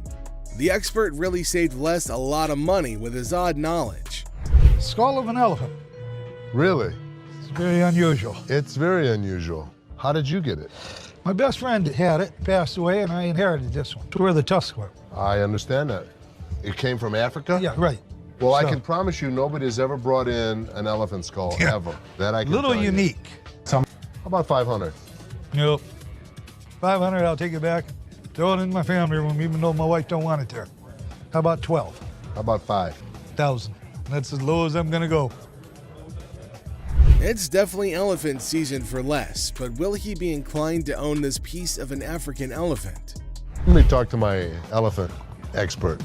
Africans are more expensive than the Asian ones. Africans are... So you don't really want to lug it back home, do you? No, I don't. So, 600. 700. I believe he'll put it in his own personal collection. It'll have a decent home. You are? Thank you. 51, 2, 3, 4, 5, 6, and 7. Thank you. Thank you. Les consults with his expert, and then he uses that advice to close down a good deal for the pawn shop. Robert Ashley, the deal expert, finds a customer with a car seat missing its base. Can Ashley make a deal, or will it turn into a funny situation? Ashley faces a funny moment. A customer wanted a Chilla scarf, but it's really just a bunny. Get ready for a wild time. So in walks this dude looking like he just stepped out of a heavy metal concert. Tattoos everywhere, face carved up like he had a disagreement with a razor blade. He's all like, hey, call me the devil. Seriously? Who does that? But hey, anyway, nice to meet you, Lucifer. Then he drops this bombshell. He's 2,500 years old. Seth's like, dude, you got me beat. Finally, someone older than my dad. But here's the kicker. He wants to swap his gold for some cash. Says money's the root of all evil. Yeah, buddy, you're really living the stereotype. 2,500 years old. Great. I finally got to meet somebody that's older than my dad. So how can I help you today? I want to get rid of this gold. Money's the root of all evil. This guy might take the cake for the weirdest guy that has ever walked through the store. How much you want? I could have gotten $650 for this stuff if I melted it down and sold it to my refinery. How about $500? Can't do it. It's $850 profit in this thing. So they're haggling. Seth offers $650, he wants $610, and they're dancing around like it's a satanic tango. But alas, the devil doesn't always get what he wants. Cue the sad violin. I guess we don't have a deal. So there Seth is, trying to make a deal with the devil. And he's all like, I want cash for my gold, and Seth's thinking, sure buddy, let me just grab my holy water. But seriously, with the negotiation, Seth offers him $650, he wants $610, and they're doing the demonic dance of the dollars. But in the end, no dice. No deal with the Prince of Darkness today, folks. Sorry, Satan. Maybe next time, bring a better pitchfork. Hi. Hi, I'm Ashley. I'm Nana. Nana. Mm-hmm. I called up here and I got an estimate price, and they told me that I could get $400 for these. You called up here and got an estimated price. Who'd you talk to? Nicole? Nicole. Over the phone? Yes, ma'am. But we don't see them over the phone. She's lying. Can I see your merchandise? You need to come in, you need to evaluate your earrings, we need to test them. Ashley introduces herself in a bubbly tone. Now Nana barges in, claiming that she was promised $400 for her 3-carat diamond earrings. She accuses Nicole of lying about the offer. Ashley calmly explains they need to evaluate the earrings in person. Nana demands $400 but gets offered $185 instead, triggering her outrage. Where Nikki at? Nikki. Nicole. Well, which is it, Nicole or Nikki? Listen, it's real diamonds. All I know is I need my $400. All right. So what you're saying is you're not gonna give me that $400, right? No, I'm not. And you're not gonna come in here demanding money from me. Nana insists on the $400, but Ashley stands her ground. Nana's frustration peaks and she frantically searches for Nikki, accusing everybody of disrespect. Chaos ensues as Nana's volume rises, demanding her mother money. Ashley remains composed, but Nana's confusion and persistence escalate the situation. I am because that's what I called for. And they told me that they was gonna give me $400. Now where the is Nikki at? Where the is Nikki at? Nikki! What? No, Nikki! Where this bitch at? She all of a sudden darted away from me, started screaming for Nikki. It was like a bat out of hell. Where this bitch? I don't need nobody to escort me out this bitch. Oh, y'all. Okay, have a good day. And kiss my ass. Keep walking. Bye. Nana. You bitch. Oh, you mother. Give me a headache. Nana's outburst intensifies and she demands respect while causing a scene. Ashley calls for her removal, leading to a heated exchange. Nana storms out, hurling insults and leaving everybody exasperated. The encounter ends with Ashley lamenting Nana's departure, causing a headache in her wake, leaving the pawn shop in peace once again. How are you? I'm doing okay. What can I help you with? Either trying to get a loan on it or you guys can buy it. Mm-hmm. Trying to set up for maybe like one. The certificate and everything is in there. And the bag costs actually way more than that. Well, if you can tell, it's actually stained. Okay. All through here. I'm trying to sell it for $150 or get a loan $75 instead of the $50. Dealer Ashley is in the middle of a purse negotiation. Now she's trying to bargain her way through it, but it seems like she's hitting some roadblocks. The bag might be worth more, but it's stained. Now the dealer's not budging, despite the customer's attempts to reason. It's like watching a standoff at the OK Corral, but with handbags instead of firearms. It costs way more than this. Okay, but I'm not gonna pay you for the amount that you think it's worth because it's stained. This is not one of the newer ones. This is not this season. I know about purses. Can I get some? My pepperoni looking ass. Pepperoni ass? I don't even know what that means. Did she take a look at her own ass? Can I get somebody else?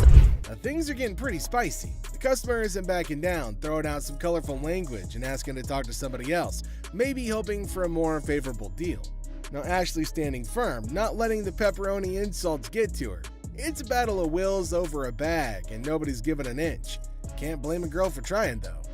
Somebody else? Why do I have to talk to you? Because You disrespectful. I'm disrespectful and you call me a pepperoni ass? Ugly ass bitch. Can I talk to the owner? I'm the owner. You're not the owner. The owner is the other man. You must have. How you get here? You your way to the top. The tension's palpable, and the customer wants to escalate things, demanding to speak to the owner. All surprise twist, Ashley is the boss lady. So, will the customer stick to her guns, or will she fold like a deck of cards? I was just here last week, and I seen this horse that y'all had, and I really want it. I didn't have the money last week. For sure. You saw it? Where is it? It's right over here. Sure. When are you due? Well, I'm due next month. Oh, is it your first? Yes, it is. My first. Congratulations. This is it right here.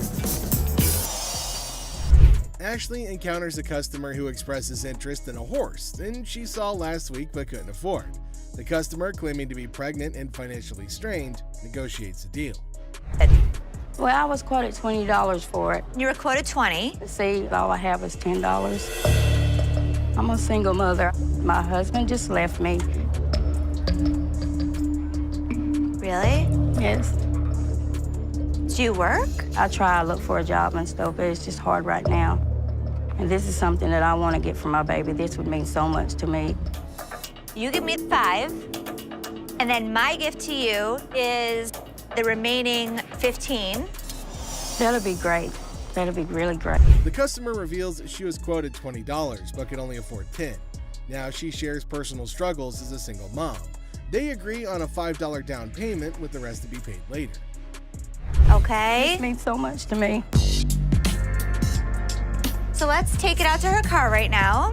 And seriously, after you have your baby, come back here. I'll have you fill out a job application. I sure will. Okay? Okay, so this is your car? Yes. Do you want me to open it for you? I'll open it.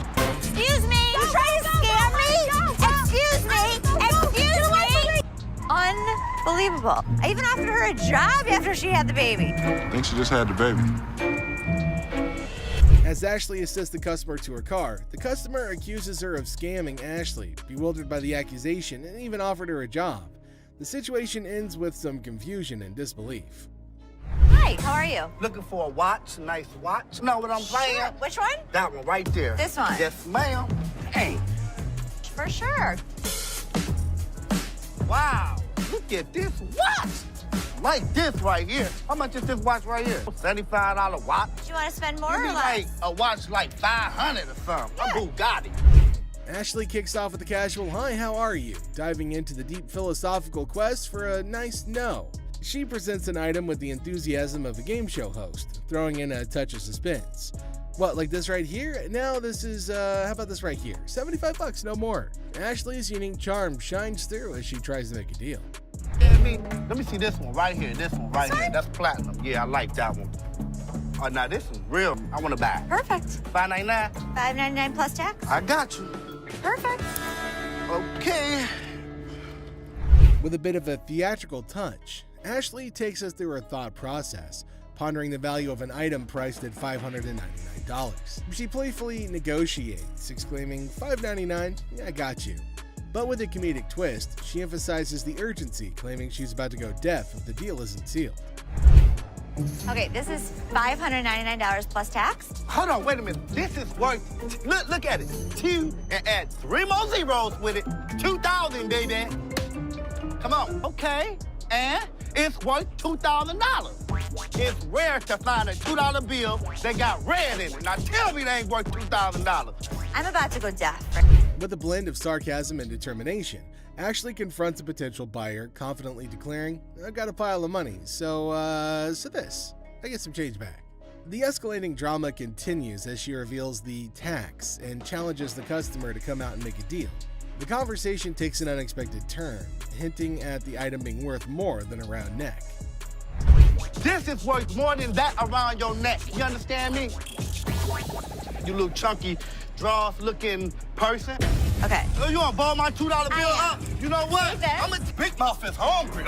You're hilarious. Real funny, man. Y'all be killing me.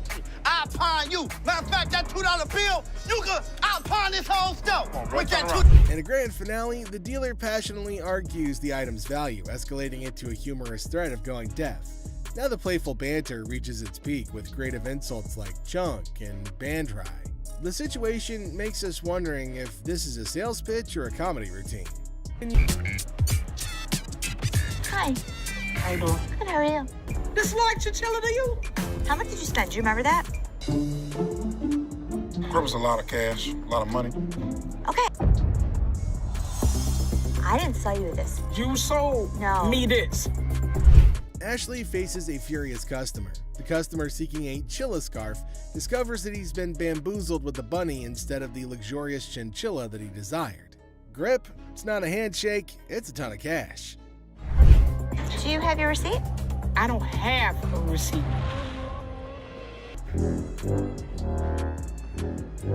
Man, you sold me this bull for real. I ain't leaving here until I get my damn money back. Bunny right there. I wish this bunny would just... See this? Look at it. It's flying through the... As the drama unfolds, Ashley denies the accusation, stating the chilla is actually a bunny.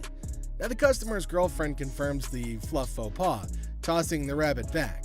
The receipt? It's apparently tucked in a peculiar location. Look at that. Ain't nothing chinchilla about it. I want my money now. It's time to go, sweetheart. All right, you can take that home if you want to. But I want my money, that's all. Have a good day. That was nice on you. Whatever, man. Around your neck. That's some old ass. Amidst the chaos, the customer adamantly demands a refund while comparing the bunny to Bugs Bunny. Now, Ashley remains unfazed, suggesting the bunny be taken home as a consolation prize. But the customer's not having any of it. This bunny's not hopping away from the dispute. I'm not wearing that old ass. That was a good shot right there. You play basketball? I'm not wearing that old ass, man. Have a good day.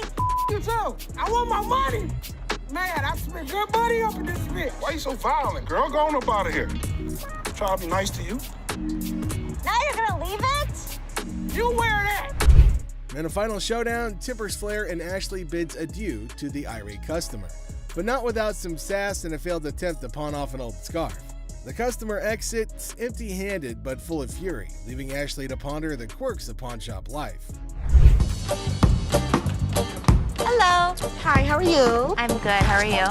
I'm looking to find this. Okay. I'm just trying to get some money so I can bail my man out. How much you looking to get? 500. 500. How'd you come up with 500? Because this is a new gig. In this one, Ashley encounters a customer looking to pawn an item, claiming it's like an iPad. Now, Ashley questions the uniqueness, and the customer insists that it's a new gig and demands $500 for it. Ashley is incredibly skeptical. So, I should get gig? Yes. This is a pad. This is an iPad? It's something like an iPad. I'm just curious, how? How would you use this as an iPad? It's something like an iPod. Ashley challenges the customer's understanding, questioning how the item could be similar to an iPad. The customer struggles to explain, resorting to sound effects.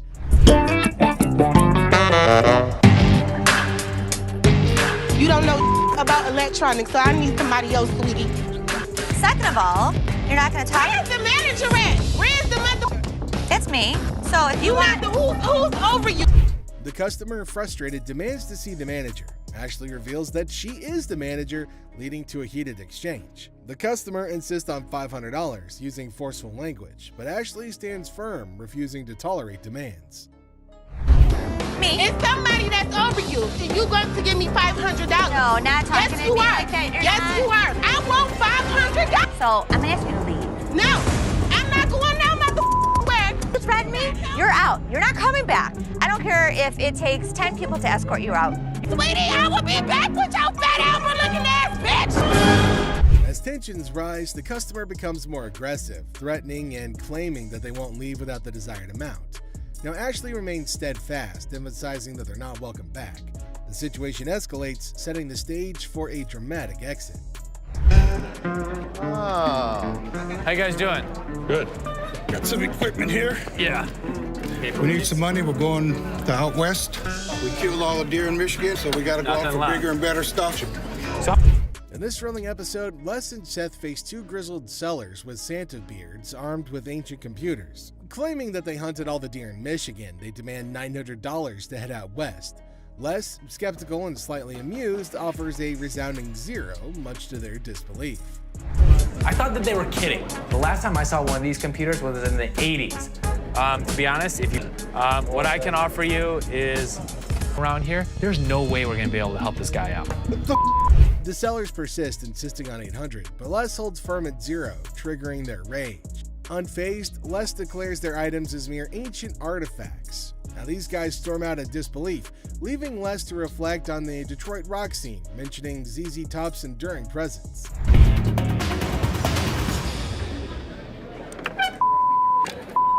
Have a good day. So much. You too. You know, I couldn't. ZZ Top is still in Detroit. Bastard. And an unexpected twist, an irate man drops and breaks an item. Tempers flare and Les kicks him out, declaring, "Get your ass out of here." Now, their retort is drowned out by Les emphasizing that they're taking care of business. Detroit's toughness showcased in a humorous security job offer. Care of business, baby. I know that's So, right. if you need security job, you come and see us. People in Detroit are tough. She showed them. You people. Wrapping up the chaos, Les confidently asserts that was taking care of business, baby. Now he cheekily invites anyone needing security in Detroit to come their way. The scene ends with Les asserting Detroit's toughness, leaving us all entertained and maybe questioning our own security needs. How you doing today? Hey, man, I got a problem with this guy down there. He talking about he want to take these golf clubs because they spoiling. This is Spoiling? Yeah, man. What does that mean? I just seen somebody else bring some golf clubs. These are Spalding, and we don't really necessarily take Spalding. Les encounters a seller who's eager to pawn off his golf set. Now the seller insists that they're gold clothes, which Les corrects as Spalding, not spoiling. Les explains they don't usually take golf clubs, sparking confusion about the brand. What did you want for them? At least 150. I can go $10. $10 for all these clubs? All of them. Dad, let me see a manager, man. Hello? Let me see a manager. That don't make no sense. I'm a manager. You're not no manager, man. This is Joe, the manager. Who, him? You're not gonna give me no crackhead price. No. The seller aims high at $150, but Les offers a mere $10. The seller demands to see the manager, mistaking another employee for one. He refuses Les's crackhead price offer, leading to escalating tension. I can go $10. $10? $10, yeah. You're not gonna play me like no crackhead. Follow me. Don't touch my golf club. You're gonna give me my money until I get my money. Amidst the chaos, the seller insists on a manager, accusing them of playing games. Now he's adamant about his $150 demand. Now Les stands firm, asserting it's time to leave without a deal. All he want. I want my 150, I know that much. Now it's time to leave. Get off the f***ing furniture. Or what? Bruh, look at you and look at me. Look at him and look Man, at time. give me my money. That I go. The seller refuses to budge until he gets his $150. Threats fly and Les maintains his stance. The situation escalates as the seller refuses to leave empty-handed, disregarding warnings. And look at the size of me, but you know what? At the end of the day, I ain't scared of nobody. You walking behind me for, cuz? He didn't know anything about golf clubs. What he did know is how to get thrown out of a pawn shop. In the end, the seller's bluster achieves nothing. He exits the shop, defeated and empty-handed. Les reflects humorously on the seller's lack of golf knowledge, but knack for getting ejected from pawn shops. Another day, another bizarre encounter in the pawn world. Seth, the dealer, greets a man approaching with an earring emergency because his little red Corvette broke down. Classic. Seth, in awe, asks who he is, but the man's response? A mystery. Well, I guess it's time to cue the Prince theme music. Now you're just, it makes sense. Being a I am being a yeah, well, because you know. brought in a fake. The truth hits hard like a guitar riff. It's an imitation earring. Seth throws some shade, calling it imitation Prince. Exactly. tolerate fake items, bids farewell with a sprinkle of Prince references. The man exits, but the drama's not over yet. Seth senses some mischief brewing. As the man leaves, Seth's parting words, a cheeky purple rain nod. Another day at the pawn shop, folks. Now, if you can't help me, bitch, get someone else that can. Do I need to get loud? Huh? What you do that for? Your punk ass home, bitch! Watch your punk ass home! You playing my man? Hey, where the electronics at, man? Let's see what you I ran got. out of gas in the damn parking lot. It doesn't matter how much it costs, man. I just need $150. 30. I want my 150, please. I would 35. I really don't need nobody. It's just gonna be me. Let's go, bro. Things get heated really quickly. Hey, nah. This man, get off me. Think I'm playing with y'all? They got a little bit Man, put. y'all. I want y'all to help me out, man. Turn right. I just. In this lively scene, Ashley, a pawn shop dealer, encounters a customer seeking to pawn an item. With a comical twist, the customer explains her predicament, having lost all of her money at the casino and now seeking to pawn her car seat, albeit without its base. She hilariously demands assistance, unaware of the impossibility of the situation. Too heavy to carry? I need the base. Ashley is unable to help her. Have to have the base for it. I know how a car seat goes. Properly? Can you get someone else? Where's the manager? Me. Do you have a supervisor? Me. So I can't take it in pawn. You Georgia Peach looking mother. Now, if you can't help me, bitch, get someone else that can. This customer constantly, persistently pleads for help, emphasizing her dilemma. Now, despite her persistence, Ashley can't comply due to the missing base. The customer's escalating frustration leads to demands for a manager or supervisor, but to no avail. Tensions begin to rise as the customer insults Ashley, resulting in security intervention. To have the base for it. I know how a car seat goes. Can you Properly? get someone else? Where's the manager? Me. Do you have a supervisor? Me. So I can't take it in pawn. You Georgia Peach looking mother. Now, if you can't help me, bitch, get someone else that can. Need you to take my car seat. Give me my mother car seat. I'm not going nowhere. Let me go! Oh! I don't know if she's supposed to be using the car seat or her child. Byron the guard intervenes, forcibly removing the unruly customer from the premises. Despite her protests, security ensures her departure. We then conclude with the customer's futile attempt to reclaim her car seat, emphasizing the absurdity of her actions and highlighting the humor of the situation. Ashley, Seth, and Karen to the office, please. Ashley, Seth, and Karen. So I got the results back from the secret shopper. Taking care of this customer. What is the first thing you see? 3 rings on the showcase. That's not allowed. Right. So one item out at a time. Now let's fast forward. Told somebody that you'd come back. Like I said, I'd send somebody over. But nobody ended up coming over. Les, the silver-haired sultan of secondhand, calls his court jesters, Ashley and Seth, to the throne room. Apparently, he had a secret shopper, Ava, visit the pawn shop, and the results were not the best. Ashley and Seth exchange nervous glances, wondering if Les is going to unleash his legendary roar or just some good-natured pawn. That you'd come back. Like I said, I'd send somebody over. But nobody ended up coming over. Now, how about this one? Wait till I show you this. I yawned. In front of a customer? Maybe that happened one time out of like maybe the past 20 years that I've been here. That particular day. Les unleashes his claws. He throws Bobby under the bus for displaying 3 rings at once, a cardinal sin in Lesland. Then he tears into Seth for taking too long to help a customer, accusing him of being slower than a pawnbroker on vacation. Ashley, sensing an opportunity, crosses her arms and silently whispers, "Uh-oh, somebody's feeling the heat." Look at how Linda took care of this person. This would run you $1,700 here.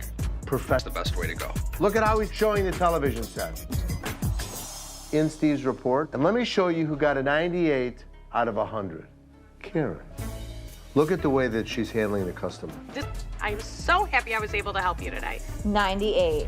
Les shifts his focus, showcasing the shining examples of Linda and JP. Linda, the Diamond 9 diva, expertly appraises a watch, while JP, the tech titan, demonstrates a TV with the enthusiasm of a kid on Christmas morning. Ashley takes a mental note, scribbling, "Be more Linda, less Seth" on her pawn-shaped notepad. 98. The most important thing that we have to offer is customer service. You could learn something from me. A rose near two thorns. Wes, I'm just doing my job. I'm very proud of you. Wes reveals the ultimate scorecard. Karen, the customer service queen, scored a perfect 98. Ashley and Seth slump in their chairs, feeling like yesterday's jewelry. But Les throws Ashley a bone, calling her a rose between two thorns. A not-so-subtle dig at Seth. So Ashley puffs at her chest, basking in the rare praise, while Seth silently vows to outshine Karen next time.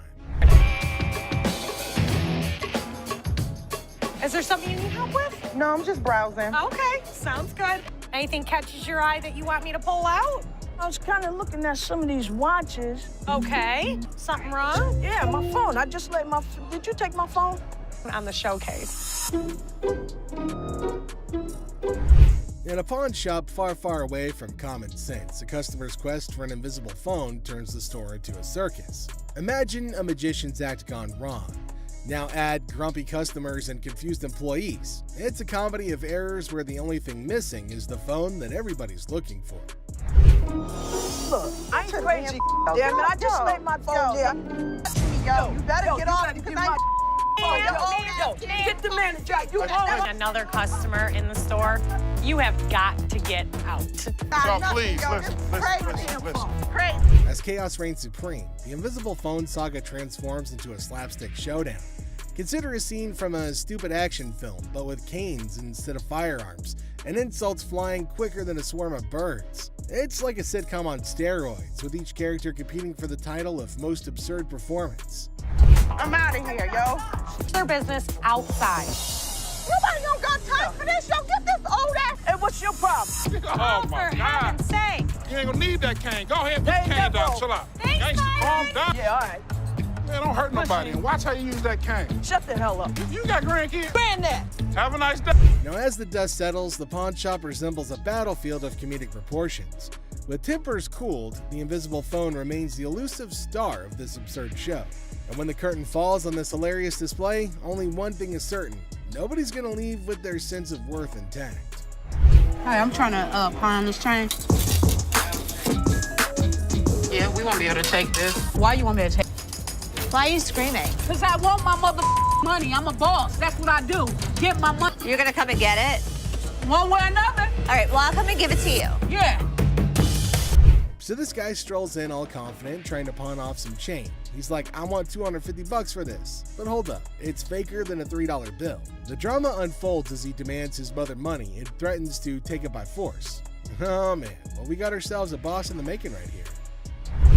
Where's it at? Back up. Okay. First of all, that's not real.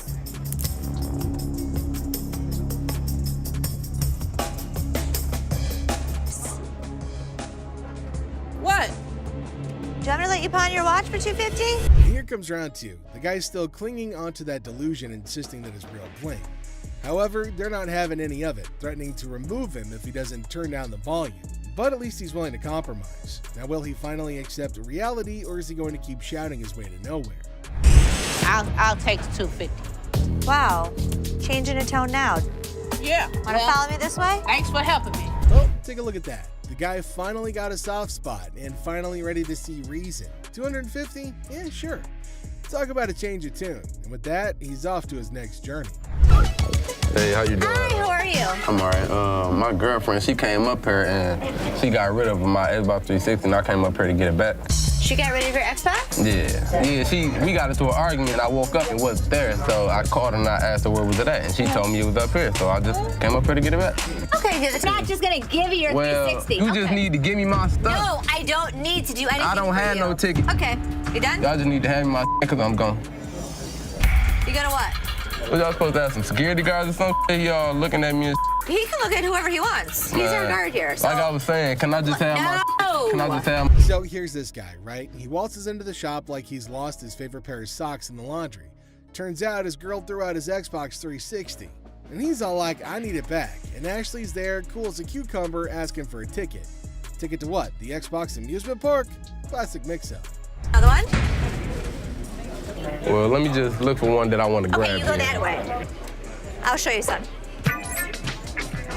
Wait right Hey, what up here, 360s there, and bro? I'll sell you one for $200. No, I can grab one for free. Excuse me? Now, the guy's on a mission, but Ashley's playing hardball. No ticket, no Xbox, she says. But our hero ain't having it. He's all like, just give me my stuff. Like, bro, do you even have a receipt? And then he tries some Jedi mind trick about grabbing one for free. Nice try, buddy, but this ain't a buy one, get one free sale. Oh, I got the feeling that, yeah, he really into video games because he tried to warp out of here to like another world. You know what I'm saying? Get out of here. Get the out. Now. All right, Don't ever step back. You gonna make me move? It pissed me off. I've never seen somebody run around my store like that. I've never seen somebody jump in a barrel. I've seen some crazy but never that. Then it gets wild because the guy hops into a barrel and attempts to warp out of there. Now Ashley's telling security to get him out of there, and it's an entire circus. The guy finally bolts, and Ashley's left scratching her head wondering what the heck just happened. Never a dull moment in the pawn shop. Hi, how are you? Got a little bit of a problem. Can't imagine why. My kids were playing around last night, broke my teeth. Now I have no teeth. They broke all your teeth? I had dentures. So they How'd were they playing. bring them? They flushed them down the toilet. And you want how much? About $300. $300. So I'm not gonna be able to give you 300. Two? No. See, the issue is it has to be a certain amount of weight. A woman with a smile like a jack-o'-lantern enters, claiming that her mischievous children flushed her dentures down the porcelain plunge. Now she offers a promise ring as collateral, hoping for $300 to buy replacements. Ashley politely informs her that it's more like a $10 promise, triggering a meltdown worthy of a Shakespearean tragedy. For me to pay you for the silver. Right, I The understand issue- it ain't worth all that, so what can you give me? $10 to buy it. No, I need more than $10. See, I have no teeth. Right, I go so to work I'm not tomorrow. paying you for your But- teeth. okay, well, what the can you do then? The woman launches into a guilt trip that would make even Mother Teresa flinch. Now Ashley stands firm, offering a measly $10 just to get rid of the verbal hurricane. But oh no, our toothless typhoon isn't satisfied. She throws insults like confetti, calling Ashley names that would make a sailor blush. Takes one to know one, doesn't it? Talk a lot of smart, bitch. I do, and so do you. Keep walking. Now what? I'm here. Now what? I'm here. Keep walking. Bitch, my car's this way. Lucky Ashley didn't knock the teeth out your mouth. Ashley, pushed to her limit, unleashes her inner dragon. The woman, finally defeated, slinks away muttering threats. Ashley, victorious but slightly singed, sighs. One down, a million more to go. In battle royale. Now the woman wants $165, but Ashley's all like, I'll give you $150, and it's a standoff. Then, boom, attitude explosion. The woman, talk about a grand finale, folks. The woman's on her way out, but not without some parting shots. Now she's throwing shade like it's confetti, calling everyone out like it's a reality TV showdown. But in the end, it's all smiles for Ashley and her crew as they bid adieu to the drama and welcome the next wacky adventure in the pawn shop saga. In the end, Robert storms out, swearing never to return like some kind of reality TV diva. Classic entertainment, folks. You couldn't make any of this up if you tried. You looking at mother? Get the off me. Hey, what the you look? I need my $20. $100. No, Mama, calm down. You won't believe how much this customer did when he couldn't take in the truth. Get the out of here, man. Get the out of here. Why are you standing behind me? It's a bright and sunny day at the pawn shop, but hold on to your hats because we're in for a wild ride. This cool and laid-back Albanian dude strolls in with a bunch of ancient comic books. When I say cool, I mean it. Like, look at this. Bless. Ganti, how you doing? What's your name? Ganti. Ganti? Yeah. Where you from? He's got dollar signs in his eyes, thinking they're worth a fortune. But is he in for a surprise or what? Les and Ashley, the shop owners, give them their usual warm welcome. The customer proudly showcases his prized comics, claiming they're from the groovy 70s and in mint condition. He's even bold enough to demand a whopping $2,000 for the lot. What? They are shocked. How much did you want for him? I was looking around 2,000, man. $2,000? But our savvy Ashley ain't falling for it. She spots the bent corners and unimpressive preservation, grilling the customer about their sorry state. Poor fella, he's speechless. Didn't see that coming, did he? These? Do you see the edges? That's just one of them. Come on. No, actually, that's all. Ashley cuts straight to the chase and offers a jaw-dropping $5 for the entire stack. Yep, you heard it right. A gigantic drop from his lofty $2,000 expectation. Naturally, our customer isn't happy with the lowball and tries to haggle. But kudos to Ashley and Les. They hold their ground, eventually nudging the price up to a massive $6. Come on, you guys, just work with me a little bit. Give me something, you know what I mean? 6? And that's when things go from zero to chaos. Our previously calm customer suddenly loses it, accusing the shop of playing mind games. Leslie tries to calm him down, reassuring him they're not joking around. But no, he won't take their word for it. He insists on verifying the authenticity of the comics, and Ashley's response takes him to new levels of shock. From the 1970s. So am I. I don't give a where you. Oh boy, buckle up, because it's all downhill from here. The customer starts swearing up a storm, slamming the table like a man possessed. He's convinced he's being duped, and boy is he fuming. Like you're playing me right now, because I know this is worth way more than $6. The situation gets so out of hand that a burly bodyguard has to step in and escort him out. But wait, there's more. Right before leaving, he pulls a move that really ticks off another customer. Talk about adding fuel to the fire. Get the off me. Hey, what the you look? Come here. Next thing you know, we're witnessing an impromptu street brawl right inside the shop. These two customers throw punches like they're in a heavyweight championship match. And let me tell you, it's a hilarious sight to behold. Come on, fuck me. You little bitch. Eventually, the bodyguards swoop in like superheroes and drag both fighters out. Man, talk about a show. After the dust settles, our Albanian friend tries to save face with a final quip. I'm Albanian, baby. Well, my friend, you certainly lived up to that fiery reputation of yours. What a roller coaster of a pawn shop experience, folks. Next up, just another regular day at the pawn shop. People coming and going. Some happy, some not so much. Hold on, bro. Hold on. Let me prove my point. Now here's a guy who walks in hoping to get a loan of $100 for his gold chain. And you know what? The receptionist happily agrees. Loan approved, right? How much would you like? $100. Okay. I can do the $100. Well, hold your horses, because this is where things go haywire. This customer seems all polite and even hands over his ID for verification. But then he brings up this 20% business, as it's written on the sign right there. The receptionist is completely lost, and the customer starts explaining how he should get 20% added to the $100 loan, making it $120. Put my 20%, right? What 20%, sir? The sign right here say I get 20%. But the poor receptionist has no clue what he's talking about. Politeness goes out the window, folks. The man's anger instantly flares up when he realizes the receptionist is clueless. He asks her if she's ever seen the sign in her life, and boy does he point it out right in front of the shop. Talk about intense. Sir, I don't know what you're talking about. Is you serious? Yes, sir. Ma'am, you ain't never seen the sign? Now, this angry customer won't let it go. His voice keeps getting louder, drawing everyone's attention in the shop. I'm supposed to get 20%. You said you gonna give me 100. I get 20% of 100. We see as the bodyguard's on alert, and even Seth, the boss, steps out of his office to see what the commotion is all about. The man keeps angrily repeating that he's supposed to get that 20% with $100. When the receptionist refuses to budge, he demands to see the manager. Seth steps up and asks the customer to read the sign again. He patiently explains what it actually means. Another pawn shop, bring me in the ticket, and when you take it out of that pawn shop, I'll give you 20. But does our furious customer listen? No way.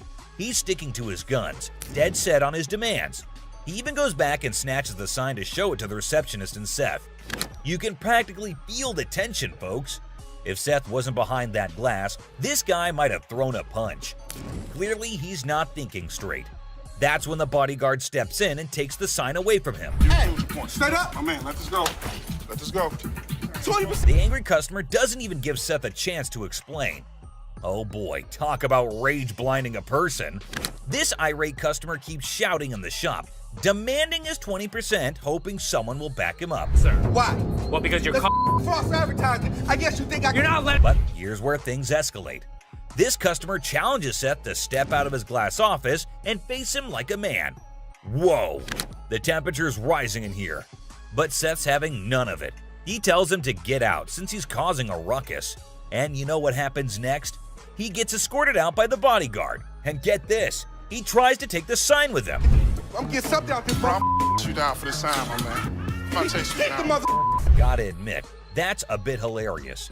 But the bodyguard quickly snatches it back, and the customer keeps cursing as he leaves the shop. But wait, there's more. To show his anger, this guy grabs a harmless plant and throws it on the ground. Huh, $20 worth right there, bitches. Oh, man. What the plant did to him? Seriously, what did the plant ever do to you, man? And off he angrily storms away. It's never a dull day around here, is it? This next lady has real poor luck, but it does not excuse her behavior. Wait, man. The door's right there. Have a good day. Because you got a big dude, you think you hot? So this lady storms into the store demanding her stuff back, which happens to be just 2 TVs. The receptionist asks her for some ID and tickets as proof, but this lady is completely clueless. I need your ID or the tickets. My what? She doesn't have any of those things, and here comes the shocker. Her boyfriend pawned off her belongings. Can you believe it? Now she wants them back, and it's a pretty messed up situation to be honest. She explains to the receptionist that she can't provide the required documents because her no-good boyfriend isn't even around anymore. He left her high and dry. Ouch, that's gotta hurt. Now Ashley, who overhears the whole thing, initially sympathizes with this poor girl. But hold up, that sympathy doesn't last for long, and for good reason. I feel terrible for her, but I can't help her without her ticket. This customer suddenly loses her mind, like all the anger in the world has consumed her. And guess what she does next? Brace yourselves, people. She starts yelling and banging on the glass window, demanding her precious TV. Don't bang on my window! Seriously, that's not how you get things done. Even if someone is trying to help you, no one will tolerate that kind of behavior. Ashley, understandably furious, tells her to back off. The situation gets so heated that Ashley has to step out of the room to confront this unruly customer. And guess what? This lady has the audacity to threaten Ashley. Well, Ashley isn't one to back down, so she tells her to get the heck out of the shop. This customer is beyond crazy, I tell you. It seems like she had a truckload of problems even before she set foot in the store. What? I dare you. Now, the bodyguard steps in to escort her out, but oh boy, this girl goes on a rampage. She knocks over everything in her path, completely enraged. Come on, girl, you seriously need to chill out. Bye! What? Finally, they manage to get her out of the shop, but you won't believe what happens next. Unlike the previous guy who threw a plant, this woman tries not once, not twice, but 3 freaking times to break back into the store. I mean, seriously, woman, get a grip on yourself. This is just embarrassing for everyone involved. But damn it, we're not your local psychologist neither. Even the bodyguard has had enough at this point, and he can only imagine what kind of crazy exchange must have taken place. Man, oh man, what a wild scene that must have been. This next guy is the most polite guy you'll see, but things take an interesting turn. I'm trying to help you solve your issue. Well, folks, let me tell you about this wild encounter that went down, starting with a seemingly innocent greeting. Hey, how are you? I'm good, how are you? Oh, well, actually, I'm not doing so good. Little did anyone know, trouble was brewing. You see, this poor customer was feeling down because his dear grandma had passed away. He needed to sell something urgently to scrape together enough cash to cover his rent. Now that's a tough spot to be in, right? Enter Ashley, a real gem of a person. She genuinely empathized with this guy and offered a helping hand. So the dude decides to sell his late grandma's ring, thinking it's made of real gold and worth a fortune. Ashley, being the responsible gal she is, takes a good look at the ring to verify its authenticity. And guess what? It's not the real deal, folks. It's as fake as a knockoff Rolex. Okay. Do you have anything? Naturally, Ashley breaks the news to the guy and asks if he's got anything else to pawn instead. But this fella, he ain't buying it. He's convinced that Ashley's got it all wrong, and he wasted his precious time chatting with her. Well, hold your horses, buddy. Ashley calmly reassures him that his time wasn't wasted and suggested he could pawn his TV instead. But oh boy, this suggestion hit a nerve. He starts acting all weird and uncooperative, throwing a tantrum. TV, you can pawn your TV. What the I look like? Now, here's where things get intense. Ashley's just trying her darn best to help this guy out, but he's not having it. He demands his ring back and starts searching for someone else to deal with. I'm trying to do whatever I can to help him. This not making no sense. And when Ashley tries to explain that she's simply doing her job to lend a hand, it's like a switch flip inside this guy's head. He goes ballistic, questioning Ashley's every move and acting all erratic. It's honestly a bit scary, folks. Believe it or not, this fella has the audacity to tell Ashley to lower her voice, even though he's the one causing all the ruckus. Talk about pushing boundaries. He even has the nerve to put his hand on her face trying to belittle her. And get this, he's not even listening. Lower your voice. Don't Lower your tell voice. me Lower what your to do. voice. Don't Lower your push your- voice. He's busy with his threats, making Ashley's job even harder. But our girl Ashley, bless her heart, stands her ground like a champ. But wait for it, folks. Here comes the jaw-dropping twist. Out of nowhere, a hero emerges. My face. Lower your Don't voice. put your You got finger me. in No, you got me. Bam! This mysterious stranger slams our angry customer to the ground, WWE style. Can you believe it? And that's not all, folks. This hero then grabs the unruly fella and drags him out of the place. Because guess what? The dude still won't quit. On the ground. On the ground. On the ground, mother. He keeps up with his nonsense, making threats and vowing to return for more. Seriously, what on earth did Ashley ever do to deserve this kind of treatment? It's downright mind-boggling, folks. Well, the last person on this list is no less than any other irrational person than earlier. If the item was worth the money, I would give her money, but he was a loudmouth. It's just another ordinary day at the shop when this woman walks in, hoping to make some quick cash by selling her jewelry. Pretty common scenario, right? How you doing? I'm good. Trying to find this here. Well, here's the twist. It's also quite common for people to claim that their jewelry is real, when in fact, it's not. But it all depends on how they react when they find out the truth. Now, this particular woman already seems a bit agitated as she approaches the counter to sell her rose gold earrings. Les, the shopkeeper, takes a look at the earrings and bluntly informs her that the color is not real. Surprise, surprise. I can feel you. Okay, so what's up? They're not real. The woman didn't see that coming. Les goes on to explain why the color is faded, indicating that the earrings are not made of real gold. Now, you'd expect her to accept the reality and move on, right? Nope, not this lady. Instead, she comes up with a lame response like, well, duh, that's because it's rose gold. Seriously? I mean, it's common knowledge that when the color starts fading on real gold, it's a clear sign that it's not genuine. But this woman insists it's two-tone rose gold, while Les insists it's just some base metal. They were just base metal. It's not gold. Base metal is going to turn colors when you put chemicals on it. Come on, lady, listen to the expert here instead of getting all rude. The fact is, base metal changes colors, not real gold. It's pretty clear that this woman just wants some money and has the audacity to demand $200 for those earrings. And as if being rude wasn't enough, she starts hurling abuse at poor Les. That real rose gold earrings, man, I need $200 right now. What the is the... Talk about being confused and disrespected. I can't blame Les for not taking that kind of nonsense. So the bodyguard steps in to escort the woman out of the shop. But guess what? She keeps insisting that she wants her money and even asks the bodyguard to check the earrings again. Seriously, lady, drop it already. Here's the funny part, and you'll never guess what Les did next. Yeah. You want me to wrap these up? Yes, he did that. I mean, why bother with someone who refuses to listen, right? Eventually, the woman is escorted out by Les and the bodyguard. But she doesn't give up that easily. She actually tries to break into the shop not once, not twice, but 3 times. I can't help but feel secondhand embarrassment for her. It's like witnessing pure insanity. He's out. In conclusion, this woman's behavior was out of line. Instead of accepting the truth and moving on, she chose to be rude, abusive, and persistent. It's a good thing Les and the bodyguard stood their ground and didn't let her disrupt the shop. Let's hope she learns a lesson from this and thinks twice before causing such a scene in the future. My dad truly believed that this glass could be something. Space for years. And you never know what surprises will walk through that door. we've got Seth bringing in something that's blowing everyone's mind, and boy is he in for a shock.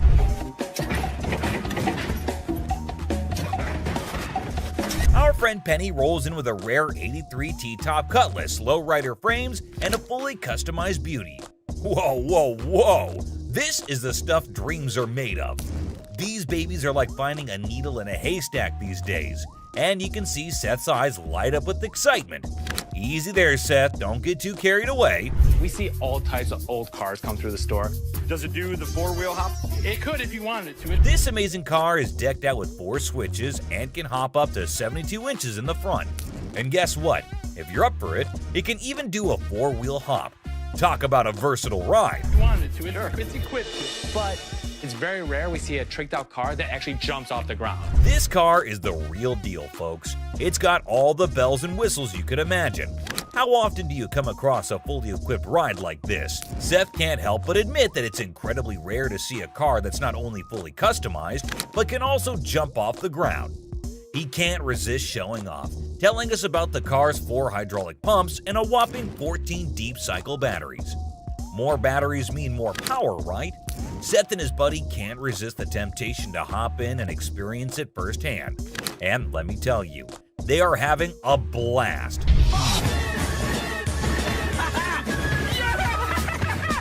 Now, Seth really wants this car, but he wants it at the right price. Penny, on the other hand, is hoping to fetch $12,000 for it. Will Seth bite the bullet and make the deal? Well, here's the twist. How about $4,000? Seth is only willing to dish out $4,000 for it. Whoa, talk about a huge drop. You can see the disappointment on Penny's face. He explains that he spent $4,000 just on the paint job alone. After some negotiation, Penny agrees to settle for $10,000. But Seth tries to push it further, offering $7,000. You know he wants it.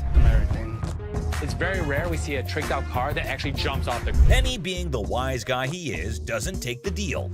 In the end, they part ways on good terms. Well, folks, let's hope Penny finds another buyer who's willing to meet his price for this fully customized car.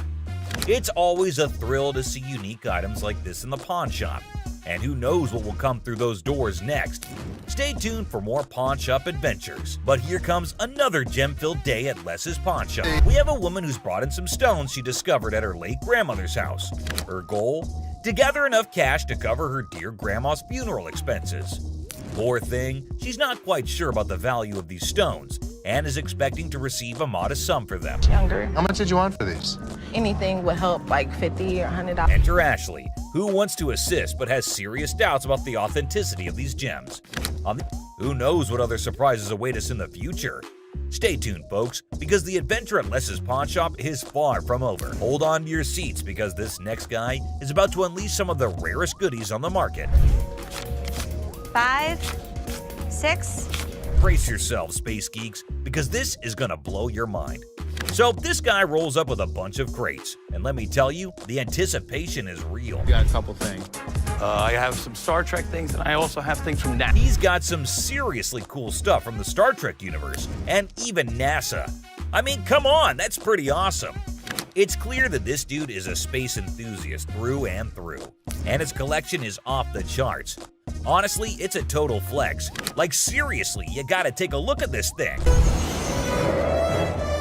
This is all the kind of stuff that you're into. Now, here's the kicker. Ashley confesses that she and her brother aren't exactly die-hard Star Trek fans. But guess what? Every time they get anything Star Trek related in their shop, it flies off the shelves. I'm not a Trekkie girl, my brother's not a Trekkie guy, but when we get Star Trek stuff in here, it flies off. Talk about a lucky break, huh? This guy managed to gather all these valuable items from various Star Trek conventions across the country, thanks to his gig as a truck driver. Talk about dedication to the cause. But wait, it gets even better. He pulls out this kit from Paramount Studios, which is a seriously impressive piece in his collection. To give to radio station to run ads for the show. It's an authentic set that was sent to a TV executive when Deep Space Nine first hit the screens. Now that's some next level stuff right there. You can't help but appreciate the sheer coolness of it all. Here's the catch though. All this awesomeness comes at a price, and Seth, our shop owner, is taken aback by the asking price. This was $1,000? Yes. Wow. $1,000? Yes. Why? Why is that so Because much? it's custom built and it all lights up and works. The guy wants a whopping $1,200 for everything, unless ever the savvy negotiator tries to bring it down to $700. It seems like a stalemate, but fear not, because Ashley steps in with her clever thinking. After some intense back and forth, Ashley manages to strike a deal. $7,800. She works her magic and secures all these incredible items for just $800. Can you believe it? Talk about a happy ending. Everyone walks away satisfied. The customer gets a fair price, and our shop owners have some killer new additions to their inventory. Who knew that a truck driver with a passion for Star Trek could bring so much excitement to our little shop? It just goes to show you never know what surprises are waiting around the corner. I kid you not. This next guy just pulled up with a true gem. Checker taxi cab. I don't know about the original miles. Meter still. Can you even fathom it? It's none other than a 1982 checkered cab. Whoa, now that's what I call antique. Take a gander at this beauty. It's in remarkable condition. It's evident that the owner showered this car with lots of love and care. Kudos to him. Did you call for a cab? Did you call for a cab? Now, hold on to your hats because there's more to this story. Our daring duo, Les and Seth, decided to peek under the hood. Lo and behold, their jaws dropped. Look at that thing purr. Don't you lose money because you get there quicker? And it all goes... The engine looks splendid, almost brand new. How cool is that? But wait, there's a fascinating tidbit about this cab. Back in the day, they used to write the rates right on the taxi door itself. Talk about genius! This way, the rates were fixed, making it easier to attract customers. It's a shame we don't see this kind of thoughtful detail nowadays. The door. Did you see the rates on the door? Yeah, I did. The shut up one is one I like. And guess what? This car enthusiast doesn't just have one of these incredible cabs, but a whopping total of 4. 4, my friends! And out of all his prized possessions, he decided to part ways with one and sell it to this very pawn shop. As long as the price is right and it's in good condition, we can make a profit. Boy, oh boy, Les and Seth should count their lucky stars. Now brace yourselves for the asking price. This customer is seeking a jaw-dropping $10,000. Can you believe it? Les, being the inquisitive one, questions the reason behind such a hefty sum for what seems to be a mere antique car. Sensibly, Seth suggests that the customer take the car for a spin, just to ensure everything is running smoothly. Perhaps then they'll be able to negotiate a fair price. Good thinking, Seth.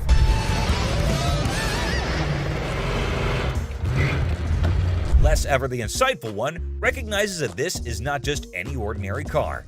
It's a masterpiece, a truly unique item. Plus, considering its excellent condition, they can actually turn a profit from it. However, much to their disappointment, the customer refuses to budge below $8,500. Sadly, no deal can be made today. Nonetheless, Les wishes him luck, and we join him in hoping that the right buyer comes along for this exceptional ride. Fingers crossed, this next guy brought in something, and you won't believe what it is. You want $950? This guy walked in all eager to sell something big, and boy did he deliver. When he unveiled the item, everyone's jaws hit the floor. Well, I hear you guys buy silver. We do.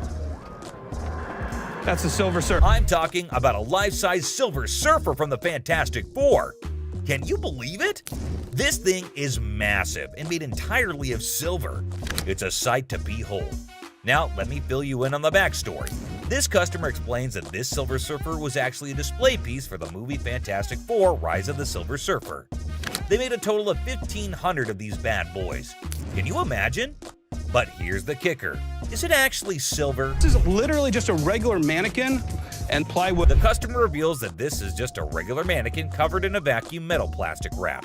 He actually got it from a movie theater where he used to advertise. And get this, he owns his own comic book store. I advertise that, and I own a comic book store. I said... And that's how he managed to convince the set designer to let him take it home. And the next day, it was proudly displayed in his shop for the next 5 years. Talk about a cool collector's item. Now, hold on to your seats, because things are about to get interesting. This guy is asking for a whopping $2,000 for the Silver Surfer. And let me tell you, he seems pretty darn adamant about it. Like, take a look at this. I want $2,000 for it. Why? Ashley, always the one to ask the tough questions, wonders why it's priced so high. The customer confidently explains that outline. It's actually valued at $3,000, and he wants a fair price for it. Oh, and here's a fun fact for you. The Silver Surfer was actually voted one of the top 50 most recognizable comic book heroes in America. Pretty cool, huh? Ashley, being the shrewd businesswoman she is, gives the customer a reality check. She offers him a lesser amount for it, stating that it's the best she can do.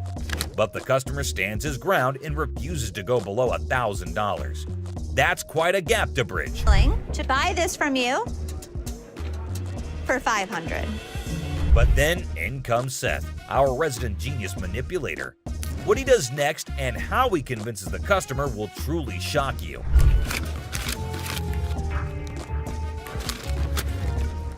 Yes, did you see that? He slyly takes out the money, slaps it on the desk right in front of the customer, and presents him with a take it or leave it offer of $900. The tension is palpable. What do you think this man will do? Take it or leave it. It's clear that he's holding out for a higher price. Hey, sometimes you gotta stick to your guns.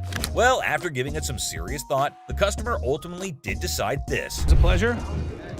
We're gonna go surfing on home. See you later. And walked away from the deal. But wait, there's more. You think Les will let him walk away like this? Les has something up his sleeve, and he does this. Where I want it. If you're gonna walk for $50, you're gonna pack it back up, you're gonna take it back. Well, after mulling it over, the customer finally caved in and agreed to Les's offer. That's the kind of influence Les has, folks. Somehow, people just can't resist his charm. Now, with everyone on the same page, they can all happily move forward. It's smooth sailing from here on out. Get the out of here. Yeah, I know you are gonna get your hands off. Really? You got me. No, you got me. She ain't by herself, my man. No, I call me. I'm sure you're curious about what happened. So let's not waste any time and jump right into it. So this customer walks into the pawn shop looking visibly upset. As usual, Ashley greets him and asks how he's doing. Turns out he's not doing well at all. Here's the reason why. I'm not doing so good. No? My grandma just passed. I'm sorry. I was It's really sad to hear about it. Now, he brings along a ring that belonged to his grandmother. He wants to pawn this ring because he plans to retrieve it once he earns enough money. How sweet, right? However, it turns out that the ring is fake, which surprises the customer. Now, this got me thinking. Is he pretending or is he genuinely serious? It's hard to trust people these days, you know?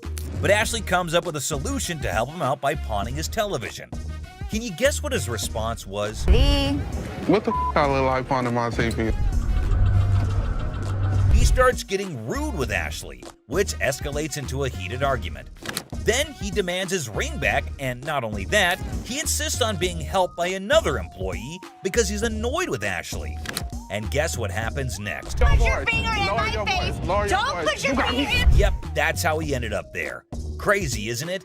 This customer's behavior became even more disrespectful. Just to prove that Ashley was completely wrong and useless. That's when, as you saw, the big guy steps in and knocks him down. But he continues to yell and curse at her. Eventually, Byron forcefully removes him from the shop. You got me up. No, let's go. Man, let me go. Let me go, man. Just when he thought everything had settled down, the customer goes ahead and threatens Ashley, saying he'll come back to get her. Oh dear, that's the biggest mistake he made since entering the shop. We all know what happens when someone messes with Ashley, right? Well, brace yourself and see it for yourself. On the ground. On the ground. On the ground. Dang, the customer was literally scared for his life. Next up, it was just another normal day at this famous pawn shop called American Jewelry and Loan, located right in the heart of Detroit, USA. He comes in with his Xbox and immediately tells Les that he needs to get as much money as he possibly can for it. He knew that they probably get a lot of Xboxes anyway, so that does not set him apart from the rest of the regular customers. He reveals that he needs as much cash as possible, and it is all for his girlfriend. And get this, they're accusing her of being involved in, wait for it, prostitution. Yeah, you heard that right. Is this guy delusional or are the cops mistaken? And here's what they had to say to justify his belief. And Les was clearly not here for his unreasonable demands. Take a look at his reaction. Pawn shop. The customer then starts cussing at not only Leslie, which was $80, which is way far from a whopper of $300. He even put his finger on Leslie's face, and that is when he knew it was time for this guy to leave. And he did not make it easy or go away quietly. Take a look at what went down. Well, at least they wished him a good day. Moving on to the next. You talking to? Alright folks, let me set the scene for you. We got Sharonda and her son Deontay strolling into the pawn shop. You see, it's Sharonda's birthday, and she's all about treating herself to some classic, fabulous jewelry. She's pumped, she's excited, she's ready to sparkle. But hold up, here comes Deontay acting like he couldn't care less. This kid's got an attitude and thinks he knows it all. He's annoying both his mom and Seth, the helpful employee trying to assist Sharonda in finding that perfect piece. Can you believe? Alright guys, brace yourselves for the next chapter in Sharonda's jewelry adventure. Only to discover that they're as fake as a $3 bill. And let me tell you, he is not a happy camper. A normal reaction. And finally, down to the #1 worst customer. This customer was being disrespectful and disgusting at the store, and someone finally put him in place. Whew! You understand that? I got you. Don't with my kid. I'm sorry, man. You don't with my kid. He walks in and notices a table and immediately just announces to no one in particular that somebody needed to come to help him out with it. That's really not a nice way to ask. Jeez. Take a look at how he was behaving. Let me lay on this mother. You see, was a sex table? So for what? He was being very crude, and Ashley notices his presence there very quickly, especially considering how loud he was being. He again keeps shouting for someone to come help him, and then, you won't believe this, but he asks for Ashley in person and says she is his girl. Take a look at what he was saying, or rather shouting. Ashley, man, that's my girl. Yeah, I want Ashley, man. Oh boy, get a load of this, guys. Ashley was absolutely disgusted by what was going down. Turns out this dude we're talking about is a regular at the store, and he's always spewing disrespectful comments left and right. But here's the twist. Most of those nasty remarks are aimed right at Ashley herself. Can you believe it? But wait, there's more. This time, he's taking his craziness to a whole new level, and Ashley's never seen him act this bonkers before. He asks her what the table cost, and when she tries to reply, he says something completely horrible that caught everyone's attention. What you want for this table, girl? Get your ass over here and shut up. The moment she spots this guy on the table, she's like, "Yo, get off, dude." But he's not having it. He keeps telling her to shut up or get lost. That's when the bouncers step in, swooping in like superheroes to have her back in a flash. But here's the kicker, my friends. Even after all that, he still won't quit with the rudeness. He's talking down to her like he owns her or something. And let me tell you, she's beyond upset. She's furious at the way she's being treated just because she's a woman. Take a look at what he's doing in the store. No. No, you Josh. be quiet. Look, come this way, baby. Who do you think you are to talk to me like that? If you let me, I'll be slapping. Yo, hold up, people. Leslie catches wind of all the chaos and rushes in to see what the heck is going down. And let me tell you, he's in for a... Good day, sir. Have a good day, my man. Yes, sir. Oh, mother. Oh, man. Who the you calling him? Really? You the ugliest two sisters I've ever seen in my life. Check out the wildest, most intense moments on Hardcore Pawn, where customers and staff bring the heat. And also get ready for some serious craziness at the pawn shop. Just another day at the pawn shop where we've got a mix of decent customers and, well, some pretty pathetic ones. Take this guy, for example. He may seem all laid back, but is he really? What you got here? That's a watch my grandmother gave me. Wow, this dude received a watch from his grandma, which is pretty sweet, right? But here's the thing. He's convinced it's solid gold and expects a fat stack of cash for it. Well, let's hook him up with the amount he's hoping for. Let's find out. 500. The problem is the metal on it is just stainless steel. Well, the metal on it is just stainless steel, so that's disappointing. But how will this guy take it? Yeah, you see this discoloration on the side? No.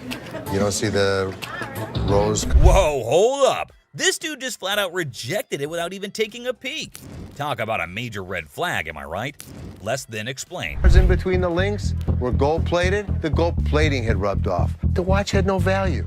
And then this guy's like, can I get someone else to check it out then? Because Les shut down his hopes of getting any cash. Whoa, okay, Mr. Expert. This dude is seriously not happy about it. Value. It does have value. How about your chain? You want to pawn me your chain?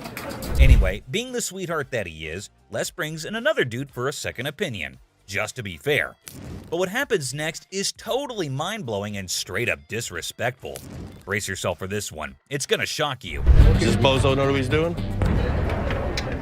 Well, I wouldn't really call him names. Seriously, this dude needs to chill and get a grip. I mean, who does he even think he is? Anyway, from that point on, things started spiraling down, and honestly, it's for all the right reasons. 500. Nothing. Stop being a bitch. Now, Les ain't about to tolerate any disrespect, and nobody should. And this jerk is about to experience a dose of his own medicine. And let me tell you, it's not a pretty sight. Check out what Les has in store for him. Give me my mother...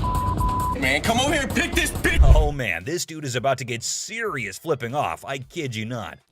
You know what goes down with idiots like him? They're in for a rude awakening. Yo, you, get him here. Let's go, my man. Have a good day, sir. Have a good... Gotta admit, that was seriously hilarious. What did Les have to lose? Nothing at all. But this guy, oh yeah, he got exactly what he deserved. The man just couldn't stop with the curses.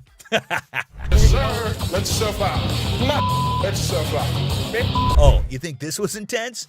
Well, hold on tight, because you haven't seen anything yet. No beating around the bush, and straight up expects a cool $100 for it. Can you believe that? Like, I'm trying to get at least $100 for it. $100? Yeah. I won't even be able to sell it. Well, the guy just flat out tells him that there's no way he can cough up $100. So the customer's disappointed, but hey, at least he's keeping his cool, right? So how much can you give me, man? $20? Well, we're clueless about what this dude's gonna pull off next. But hold up. Seth tries to talk some sense into the guy, but he's just not cooperating. And instead, he's shouting like there's no tomorrow. But this dude is now causing a scene, making a big fuss that's grabbing everyone's attention, to be honest. Brace yourself for this next one. So, this lady strolls into the store wanting to treat herself to a fancy watch. She's all sweet and ready to drop some cash. What could possibly go haywire, right? This will be good. Okay. This one. This is really pretty. Now, this lady is seriously contemplating whether she should go for it or not. So, what's your take on it, guys? You think she'll end up taking it or not? That's really pretty. It's really pretty. Good on you. That was 100. 100.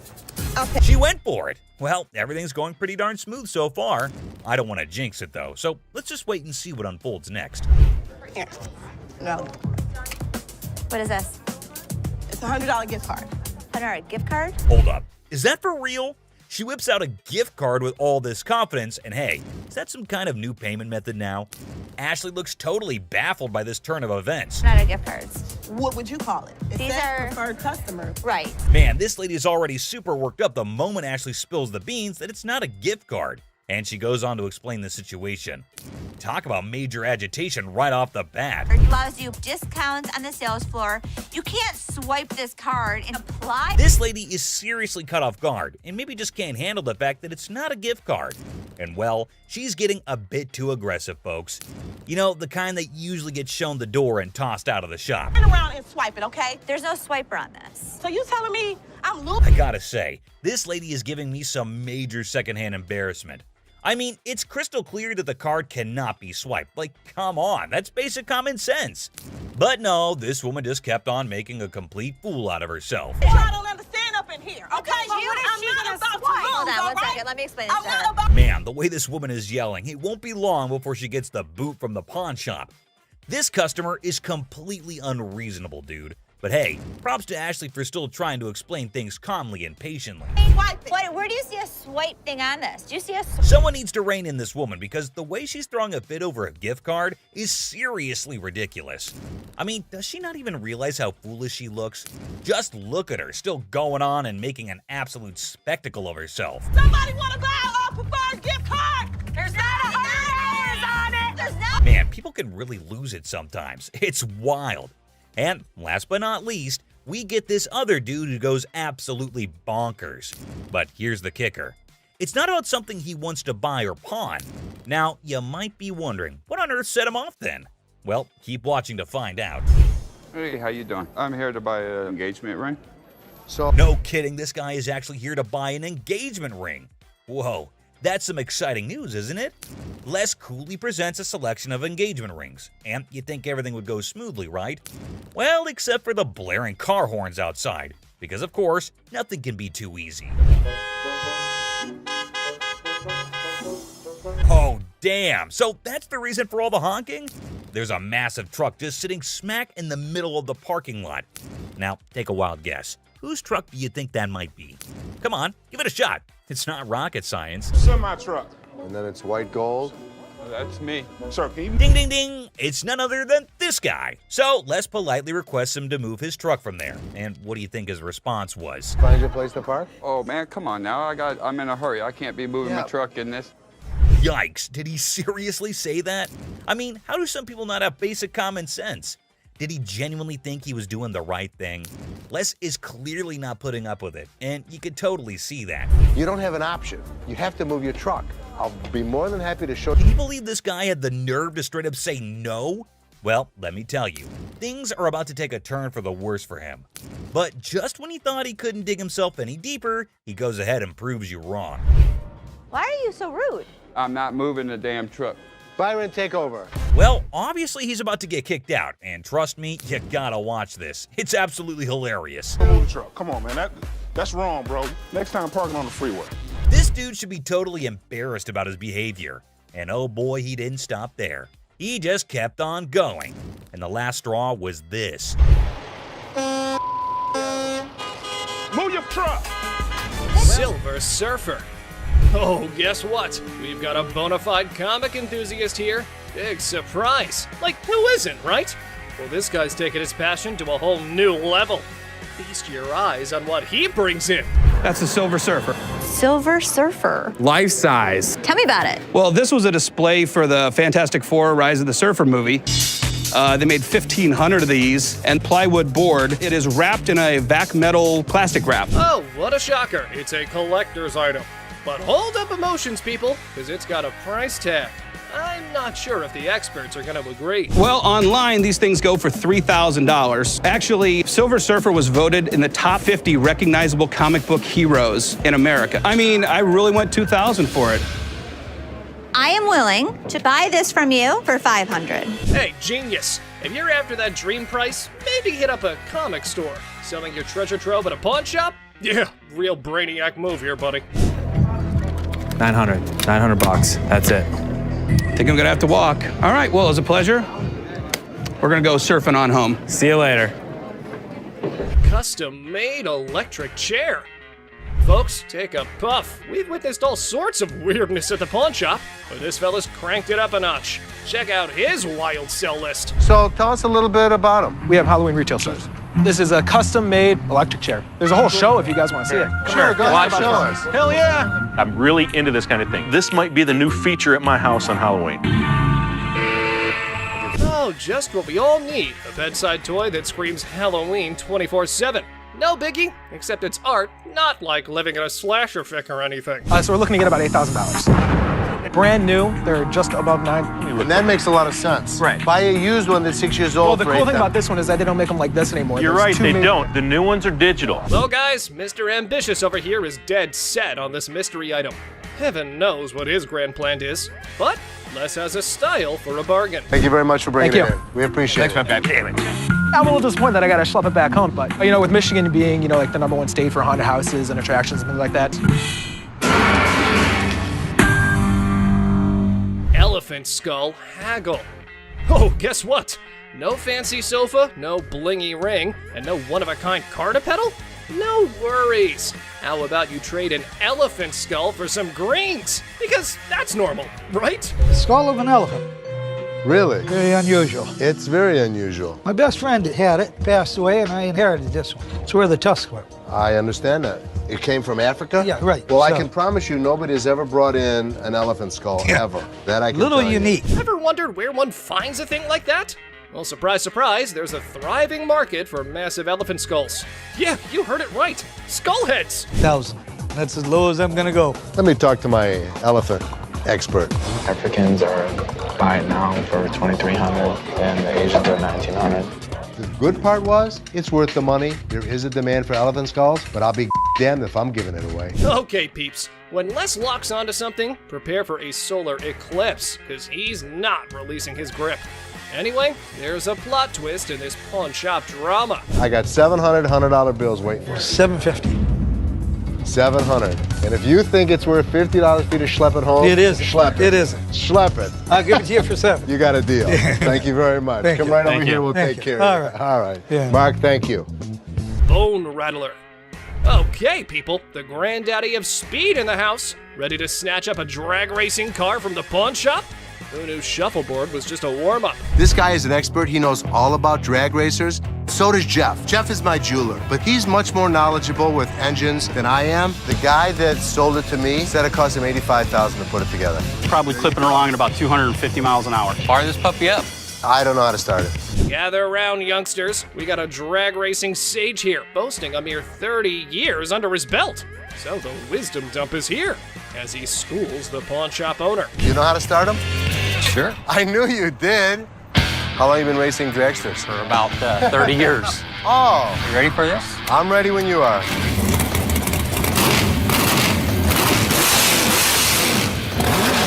All right, Mr. Been There, Done That. Let's see if your drag racing tales can seal this deal or take a nosedive. Now, coming straight to the negotiation. 20 grand. 7,500. I don't think so. If you give me the money today, 15,000. I'll throw the skeletons in for free. We have a deal for 15,000? I guess so. Thank you very much. Have a good Enjoy day. your new car. Mechanical Bull.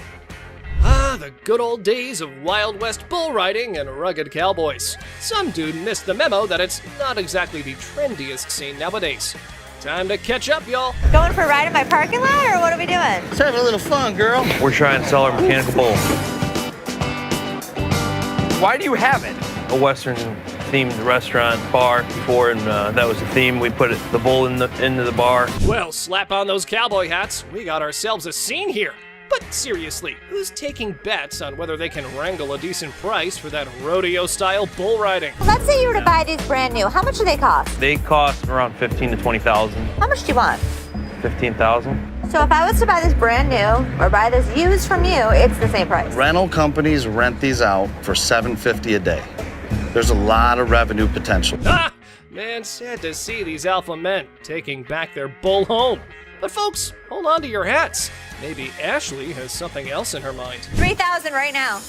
45. 31. 39, you pack it up. That's my bottom dollar. 34. I can't do it. Sorry, good luck. Dr. Death's van. Step right up, viewers. You've heard of Dr. Death, but today's highlight is the van that spotlights as the ride for assisted suicides. Because nothing says vacation like a one-way ticket, right? This is a 1968 Volkswagen van owned by Dr. Death, Jack Kevorkian.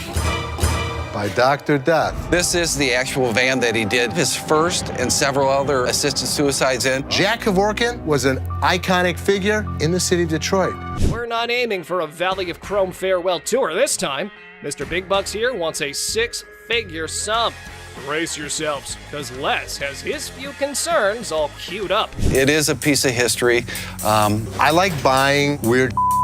You won't find another one. The problem is, it doesn't make sense to spend 6 figures on something like this for me. Well, you either love it or hate it. But I love it. This is definitely a piece of Detroit. A van oozing that delightful combo of creepiness and death vibes. So legit. However, why not throw in another expert opinion? Let's see how that went. So 10,000 ain't gonna buy it. No, I'm in the 6-figure range. 20 grand? No. 25 grand. 30 grand. 50 grand? 30. One time. 50. 30 cash right now. Bizarre bikini.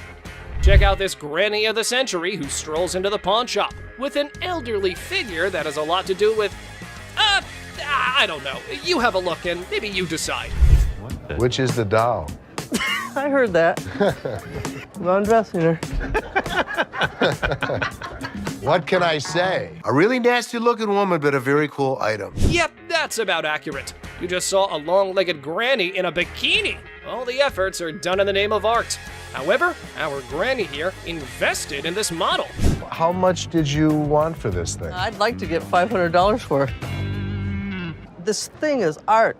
It's a very cool item, but not for that price. She's really cute. I mean, she's really fun to look at, but it's not going to be even close to 500 bucks. Never mind, that was gonna be a deal breaker.